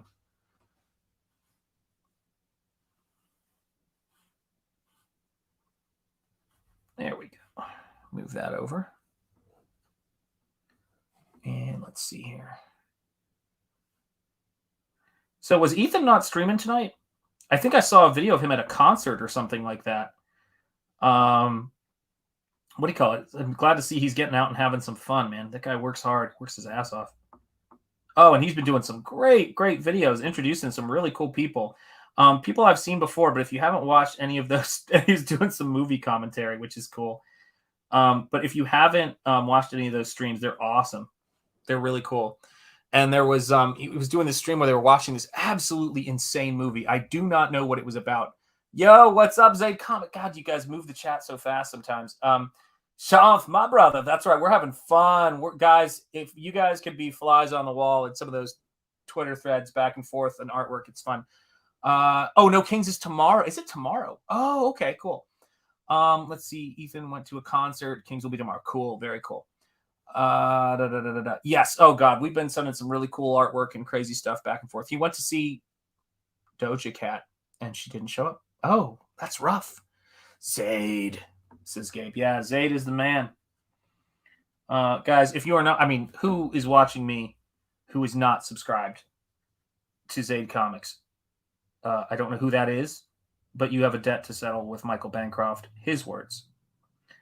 But yes, please subscribe to Phil's channel. We're gonna try to get some fun stuff started up. You know, we're sort of pulp evangelists, and we want to. I mean, for me, definitely pulp art is very much on my mind. I've been looking at a lot of really great stuff by people like, oh God, what is his name? I'm blanking on it. Shit. Oh, Samson Pollan. His stuff is absolutely crazy for pulp babes and action stuff. If you love painted pulp artwork, you'll love that stuff. So let's take a look and see how the hair is building there. It's coming along. What I really need to do is get some more colors, and I'm too lazy to go and go to the other room and get them because I'm just lazy. There's no more explanation needed. Wrench me. I do need to wrench you, but let me see. I gotta figure out how to do that. Hang on a second, man. I don't know if I can do. Well, actually, I probably can. Hang on a second. Hold on, dude. Let's watch some Boomer in action because it's always fun. Let's see here. Let's try this and see if this works. And okay. What does any of that mean? and I can't see where you guys are, so I'm sure you're writing all kinds of important stuff. And I can't see it, so we'll see here. All right. Content settings. Let's try that. Channel community. Oh, there you go. Right on. Hang on a second here, kids. And here, here, here, here, and hold on. Why is it not giving? Oh, I remember this. Hang on a second. Oh, this is annoying. Hold on a second. Yeah, there's this annoying thing that they do that is really frustrating. Crap. It's all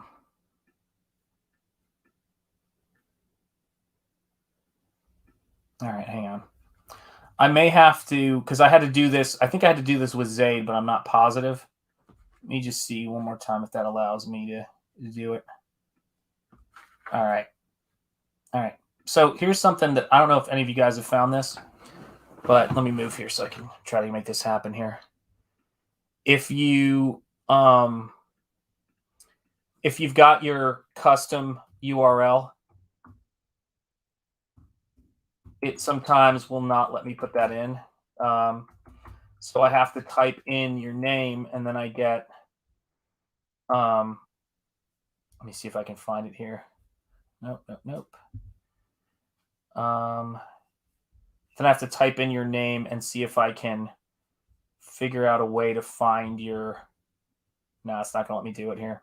I'm going to have to sort this out. I'm going to check the chat and see if you guys have got anything good for me. But okay. All right, cool. So Oath of Blood art in the private Twitter. Oh, cool. Look, but don't show it. I will absolutely check that out, and I will not show it to anybody. What are you guys doing to me today? It's been awesome. Sumo Thori. Oh, my God. You guys are so funny. Oh, goodness. The phone posting, the boomerang multiplies. Yes, it is what it is. Let me see. Shallot showing us how the sausage is made. Exactly right. Well, that's what I do. That's what I live for. Let me see here. Let's see here. Oh yeah, I'll have to check that out. Yeah. Phil sent me some artwork today, and he was like, "Don't show this to people." And I'm like, going, "This is the fun part of it." I need to what I want to see, which I will not get to see. That's fine. I'm all right with it. But I really want to see Matt Martin's unedited artwork for The Snowman. I'm really psyched about that book. Yeah, well, it could have been a bunny girl. You never know. It could have been a bunny girl, but it is the Great Penumbra. So that's where we're at. But yeah, I wish I could see that stuff, because his brushwork reminds me of some of the things I love about. It's like a combination between Todd McFarlane and Tim Vigil. I love that stuff. So we'll see. One day we'll get there. That's right. It's okay if you thought it was a bunny girl. You know, it's all right. Okay, there you go. Yeah, I agree. Only show us here on the stream. Yeah. No, I can't do that. I can't do that. I've got to. I'm showing a lot of things in confidence, and what's great is I'm pretty good at keeping that confidence, because I forget things. So that's good. And plus, I've got enough cool stuff I can show you guys that people haven't seen. If you want to see stuff, I've got more than enough crazy stuff to show.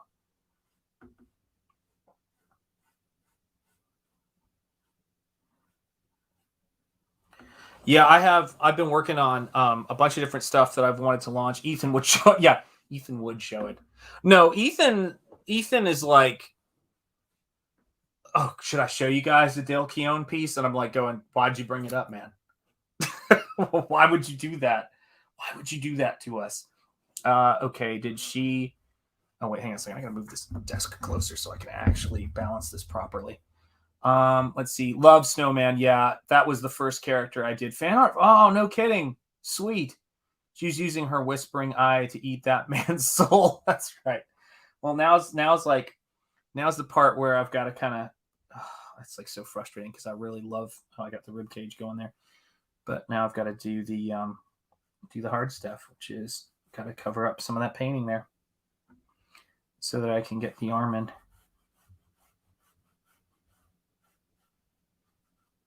And we'll get that in. And this is oh gosh, I'm sorry. Like, I've realized I'm doing a painting stream here. John, where do you live that you would bring up to a relocated from the South New Englander Krispy Kreme? That's some painful stuff right there. Oh, I feel like I got to take a knee for the mention of Krispy Kreme. Oh yeah, that art was crazy awesome. Yeah. I'm going to show everything. No one understood what it means anyway. Yeah, I actually don't mind working on stream. I'm going to try to, like, certain things I'm still sort of not sure if I'm going to show them or not. But I think that's part of the fun of CG. If you don't want to see it, don't tune in. But if you want to see a book get made and see, like, oh my God, seeing the artwork that Ethan's posted of some of the more pedestrian scenes going on in Cyberfrog that really build the world out, that shit's amazing, man. Ethan's really throwing down. This is beyond his best work, in my opinion. North Carolina. Bet you guys have a Krispy Kreme at the airport. I would fly in to Charlotte if I knew I could get a Krispy Kreme at the airport for sure. I would absolutely do that. Buy a ticket. I loathe that we had a Krispy Kreme up here. My wife and I were in Rhode Island where I live. My wife and I were in line opening night to buy Krispy Kremes there. We were in a line of car to buy Krispy Kremes, but Dunkin' Donuts has such a stranglehold up here. No way Krispy Kreme was getting in. God, I love Krispy Kreme. I inked. Oh, cool! You inked your godlike like art all weekend. My hand hurt by Sunday night. Sweet, yeah. There's some great work coming out. Home of the Crispy. You're absolutely right. Yeah, much love to Zayd out there is for sure. That's some mighty fine side boob. You better believe it is. Yeah, go big or go home is what we say here in Comicsgate. Go boob or go home. That's what it's all about. Yeah, you got to have some good side boob in your painting. I mean, it is a very freeing thing to be able to not paint with one hand behind your back and sort of say, I can paint heroes. I can paint beautiful women. In fact, that's what I think that First Man is very much about, and I don't have to worry about how my painting makes someone else feel about their ability to paint or not paint or the way they look. You will note that Nosfero does not have a Krispy Kreme pack abs. He's actually in good shape. And so I don't feel any need to make characters that are, in the same kind of shape that I'm in. I don't think anyone should pay for it. It's just not. Oh, what was I looking at today where it was insane. Someone made some post about something going on in comics or the latest movie adaptation that I thought was appalling. Oh my God. Nice. It's 50 degrees here by the ocean in San Diego. Everyone is bundled like it's a blizzard. It's so true. Paint with one hand where? Well, use your imagination. The Cyberfrog montage with Heather's daughter is actually really wonderful. It is wonderful. Yep, it's fruit bowls and armchairs from here on out. Absolutely right. That's some mighty fine side boob indeed. Yeah, this is now when you said fruit bowl, like how did you mean that? Yeah, it depends, man. So you got to do it, guys. I mean, listen, whenever somebody says that it's painting sexy babes is like, it's like anyone can do it. It's easy. I'm like, okay, go do it. Go show me beautiful women, and trying to paint sexy women is where artists go to be destroyed and defeated. It's unbelievably difficult to paint attractive women. I would also argue that it's harder to paint attractive men because nobody in any large numbers wants to see it. The only people who have ever done it really well, which is why we still study their work for like figurative power, is Michelangelo and I think John Singer Sargent. They both did some really outstanding stuff. But yeah, J.C. Leyendecker did some good stuff, but it's not easy, Nah, it's easy. You're always saying that. Ditto. And going, let me see here. Yeah, absolutely. They turned the K values all the way up on the new belt. Yeah. Oh, that's what it was. Yes. no further comments needed. But I saw that photo and I was like going, guys, are you just trying to make things not look anything like people know? Like, it's almost I'm so grateful. Let me just say this message out here. Corporate America, if you're listening, corporate Hollywood, Disney, whatever you want to call it, art, entertainment, media, thank you. Thank you for making Comicsgate possible. You have some of the most popular IPs in the world. You are on third base, and your incompetence has made it impossible for you to steal home. And I thank God every day for it, because it makes Comicsgate possible. Praise the Lord and pass the ammunition. Let's see what we got here. Just use me as a reference. Absolutely. That's right. That's right. Of course, you're getting to see, Phil's getting to see a lot of fun, crazy artwork being done. I mean, listen, so part of the reason why I moved my studio over here to this room is, one, I can shut these two doors so that my kids can go about their lives and my wife can go about her life. But if you look in the background, Phil, I don't know if you can see it, but right in the background, chilling off frame, is the painting that I'm doing. Actually, I'll just move in front of the camera here. Is the painting that I've been working on. I'm just, blowing the cobwebs off with this whole, warm-up painting I'm doing right now, because I've been working on Nosfero all day today and solving compositions and seeing where I want to add another page in to make the story work. Guys, thank you for giving me the opportunity to do the best work of my career. I'm just going to keep working on it. I got some new paint brushes today that have really good points on them because my brushes were getting run down. So I was able to get some serious Nosfero work done. And then the big thing I wanted to make sure I did was to, get, the studio set up in here, because this is sort of phase 2 of Sean Fingetti art. Now that we've got, the 60 days, I'm going to be promoting the book and still be selling Nosfero, make no mistake. But I had my first chance to really move things over and get ready to do more streams with people, because as I discuss more shows with people and as there's the opportunity to go on more shows, I have to be able to stream whenever I want to and not interrupt my family life. So that's a big, big part of this, Do you know off the top of your head what percentage of America is K value? I think it's 12%. Let me see here. I'm not sure. It could be 12 or 18%. I'm not sure. I keep track of those statistics because I'm always amazed that, at least for me, that most people have no understanding of like what the actual breakdown of this country is and where people live. So what I always tell people is, for all the grief that everybody likes to give the South for things, that's where actually all the diversity is. If you look at the demographic breakdown of this country, you'll start to realize like how not diverse some of the wokest places in the country are. And you go, why are you even talking about this? You don't even know how things are. I mean, my God, where I grew up was way, way more diverse than things are up here. And people think up here they've mastered all this stuff. It's laughable. Let me see here. John, minus 13%. There you go. Let's see here.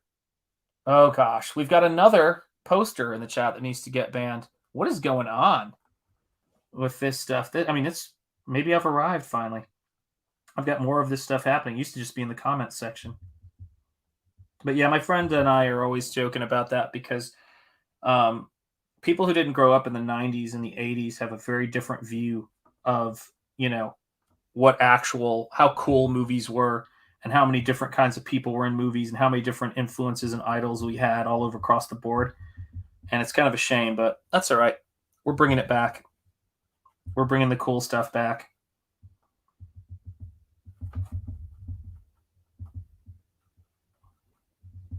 Let's see here. The arm there. So what I'm doing here when I'm working is San Diego has lots of Mexican. Oh, yeah, and it has good food too. San Diego has great food. Well, Filipinos, man. Those are my brothers, man. 50% of my groomsmen were Filipino. So my best friend who just sent me a Christmas card, and we're not sending out Christmas cards this year, so I'm going to have to feel guilt. But one of my best friends is from the Philippines proper. And of course, my favorite fighter of all time is Filipino. And I've been watching Manny since he beat my favorite fighter from back in the day, Eric El Terrible Morales, who was my favorite fighter, and he's still one of my favorite fighters. But yeah, I mean, to me, when I go different places, I like to sample the cuisine. So San Francisco is where I had my first proper ramen. That was one of the trips when I went out and visited Skywalker Ranch, and because a friend of mine was working there, and all sorts of other things. So I've had some fun times out there with the food. But I have to tell you, we just got our first good Mexican restaurant up the road. That a really cool guy named Frank, who's Mexican, and I think he's out of New Mexico. But he was kind enough to order me a total like Tex-Mex thing I love, which is sopapillas, which are so probably American as apple pie. But let me see here. Michael Bancroft. Oh gosh, this chat's moved mostly white though. San Diego has lots of Mexican Phillies, mostly white though. Predator taught me that badasses of any color could get rocked by crazy space hunters. Well, Predator 2 taught me that. God, I loved that movie. I don't know how many of you guys feel about Predator 2. I love Predator 2.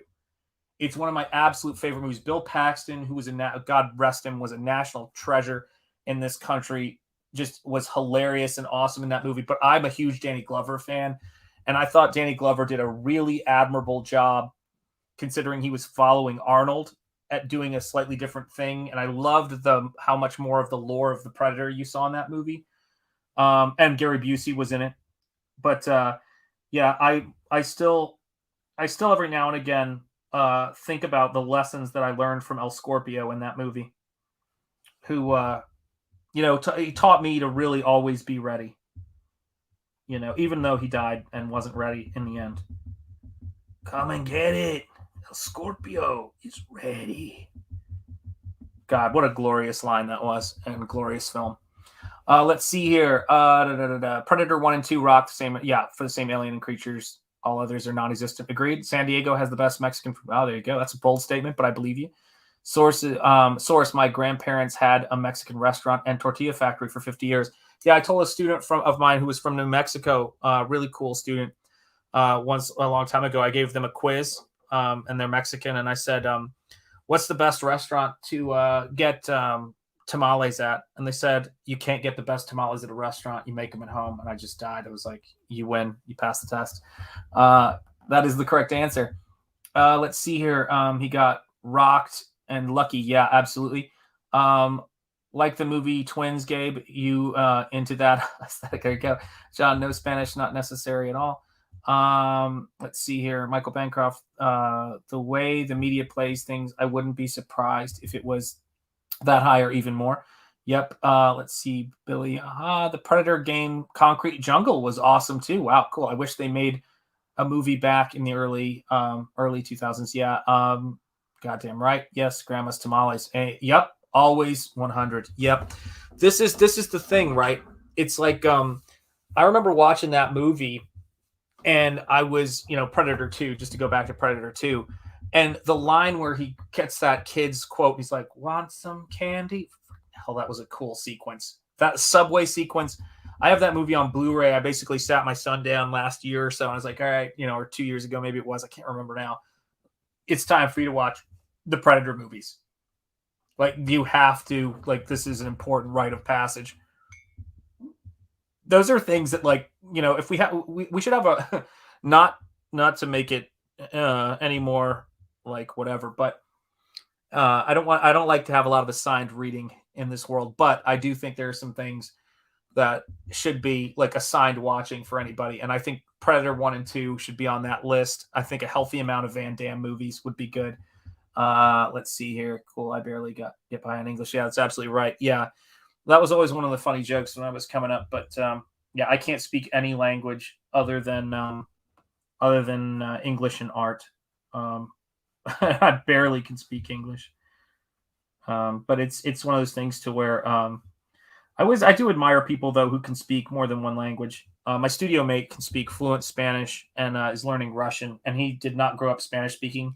He's just incredibly passionate about Mexican culture in particular. And he's a real good dude. He's been hurting about Vicente.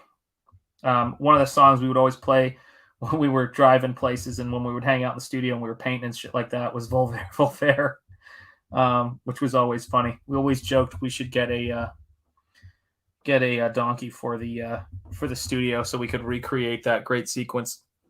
Let's see what we got here. I watched Action Jackson. Yeah, man. For the first time Saturday, he drove a car up the stairs. Hell yeah. Down a hall. Action Jackson was the shit, man. I'm so glad. Listen, I've canceled Disney Plus because of the firing of Gina Carano. I think that's messed up. Like, and this is like yeah, anyway. Oh, geez. If I had taught myself German, I'd never have met Mel. So that's a hell of a good defense of learning a language, is to meet the love of your life. I find that's the case. Been in Phoenix all my life. Can't have Christmas without tamales. Yeah, it's sacrilegious. But yeah, Action Jackson's amazing. I'm so glad that they got him in The Mandalorian. He is such a great actor. And it just goes to show you how many, and I said he's not just a great actor. Okay. He's a star. And he's been a star for a long time. And I just think, when you get stars like that and they're not working, it is ridiculous. Get him in front of a camera. And I hope he gets some more roles out of that. Oh, wasn't the girl from The Last Dragon in Action Jackson? There you go. I love the Lethal Weapon movies. Also sat down and watched those with my son. The Lethal Weapon 1 is great, Mr. Joshua. Life goals, Mr. Joshua. But I also love Lethal Weapon 2, where you get a little bit of Mel's backstory. But Lethal Weapon 1 is great. I love the straitjacket shoulder dislocation. Billy, it was vanity. Yeah. Okay. Love Lethal Weapon movies, Gabriel. I love Action Jackson. I wish he would have done more movies and fun. Those in his camp said he was getting typecast, though I loved him in Happy Gilmore. Yeah, he was great in Happy Gilmore. Billy, it was vanity. Yeah. Carl Weathers was great in it. And then, and then Carl, yeah. Oh yeah. I knew you met Carl Weathers. I was aware. Yeah. Guys, it gets so late. Sometimes I'll be talking about movies and I'll get movies flipped around and everything like that. But we all know. We know, Gabe. Here we go. Yeah. So the things I do in gouache are, in a lot of ways, they're like what I do in acrylic, but acrylic allows me to really kind of, do the more painterly stuff because, I'm painting with essentially this plastic that I don't have to worry about it reactivating or reliquefying. Gouache will, let's be real. Like if you put water and scrub an acrylic, it's, or an oil painting, someone once told me that it'll fall apart. You just don't do it. But gouache has this very particular beautiful quality to it, but that you can be a little bit rougher with acrylic. And that's one of the fun things about it. That chick was named Vanity. Oh, there you go. It had Billy Dukes, Sharon Stone, and the guy that starred in Coach. Oh, wow. Oh, God. I'm blanking on his name now. It's too late, Gabe. It's too late in the evening for me. I can't use my brain power. It was the 80s. Who's Who of Stars. Yeah, it's absolutely a great flick. Yeah. There were. It's funny too. I do think that great movements in art always come when the Hollywood basically shits the bed, and I think we're in that place right now where Hollywood and entertainment. Craig T. Nelson, that's right, from Poltergeist and all of those great movies. He was great in Poltergeist. That was a messed up movie. SI, there you go. Ted something, there you go. Putting that on rewatch list now. I want to watch Black Dynamite too. Very cool. Yes, yeah, Craig T. Nelson. I mean, we watched. It's one of the things that's kind of interesting about watching movies like Poltergeist is that in a movie like Poltergeist, and even in E.T., you get a really good look at what the parenting styles were back then. And it's kind of wild. Like you just go, oh, okay, fair enough. Like those are different times. And they were very different times. And you can actually track a lot of that stuff by watching like Jaws, E.T., and Poltergeist. You could see how parenting was being portrayed during those times, and it was really interesting. Interesting stuff to watch. You see a little bit of it in shows like Stranger Things, but they don't quite capture it because as those shows go on, they kind of tend to make everything a little bit more like today. It's tough to really capture that in a movie if you're not in that time. So yeah, when I'm looking at this, let me see here. Yes, Craig, and then putting it on bed. Okay, yeah, parents let you loose. Yeah, they absolutely did. You're going to bed, Gabriel. Yeah, see you if you're going to bed, man. Get some sleep. Rest well, brother. And I will see you on Tuesday for Double Impact.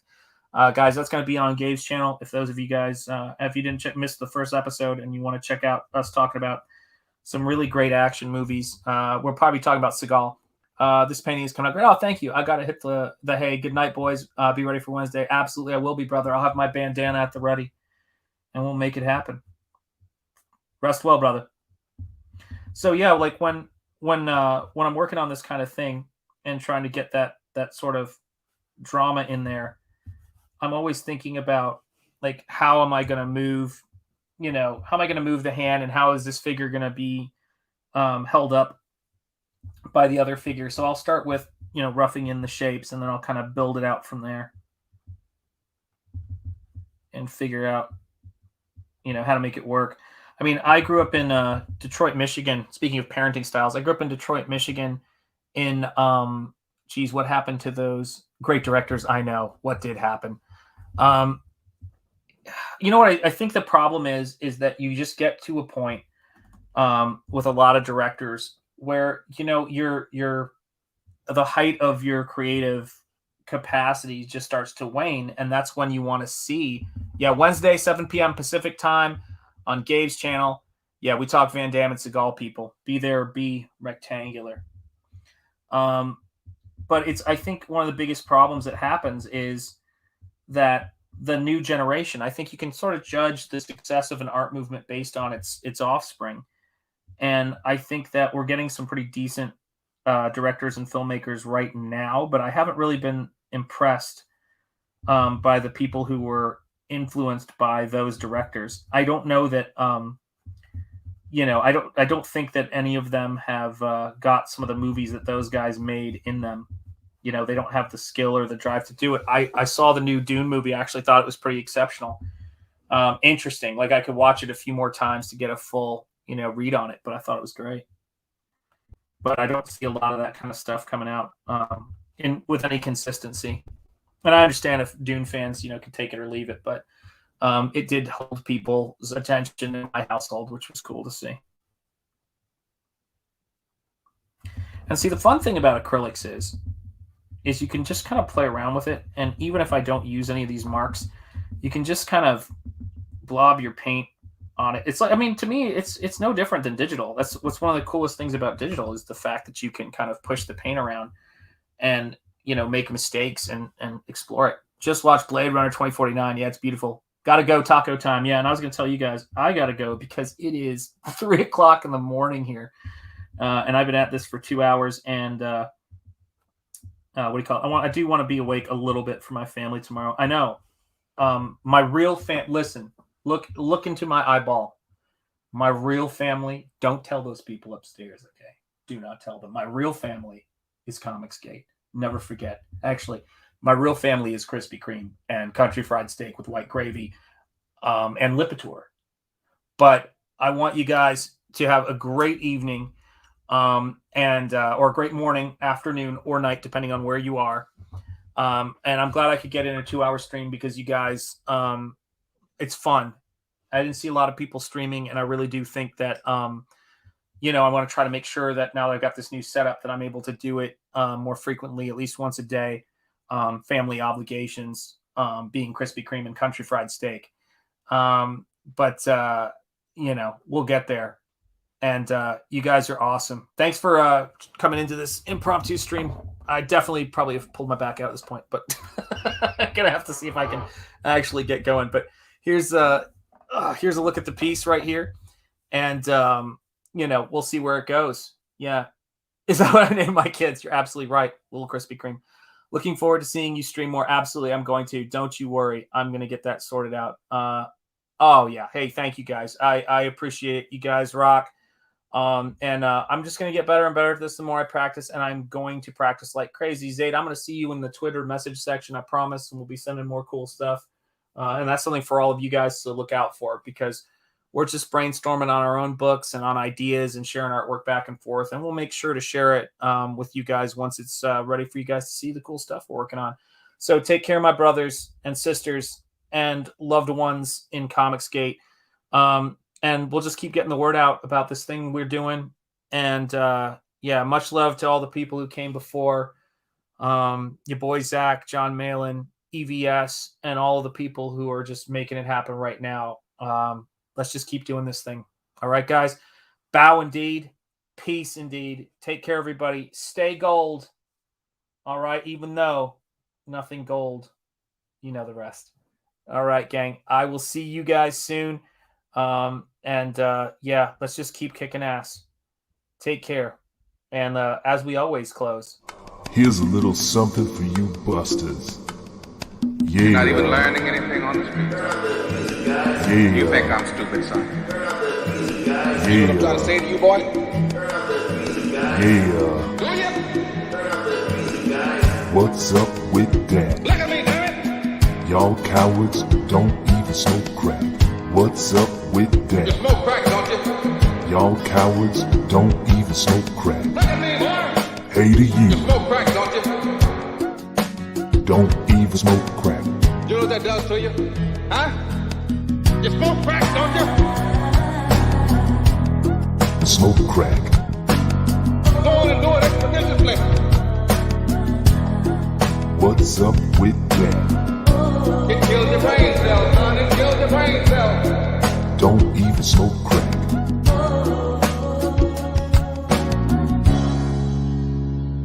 No guts, huh?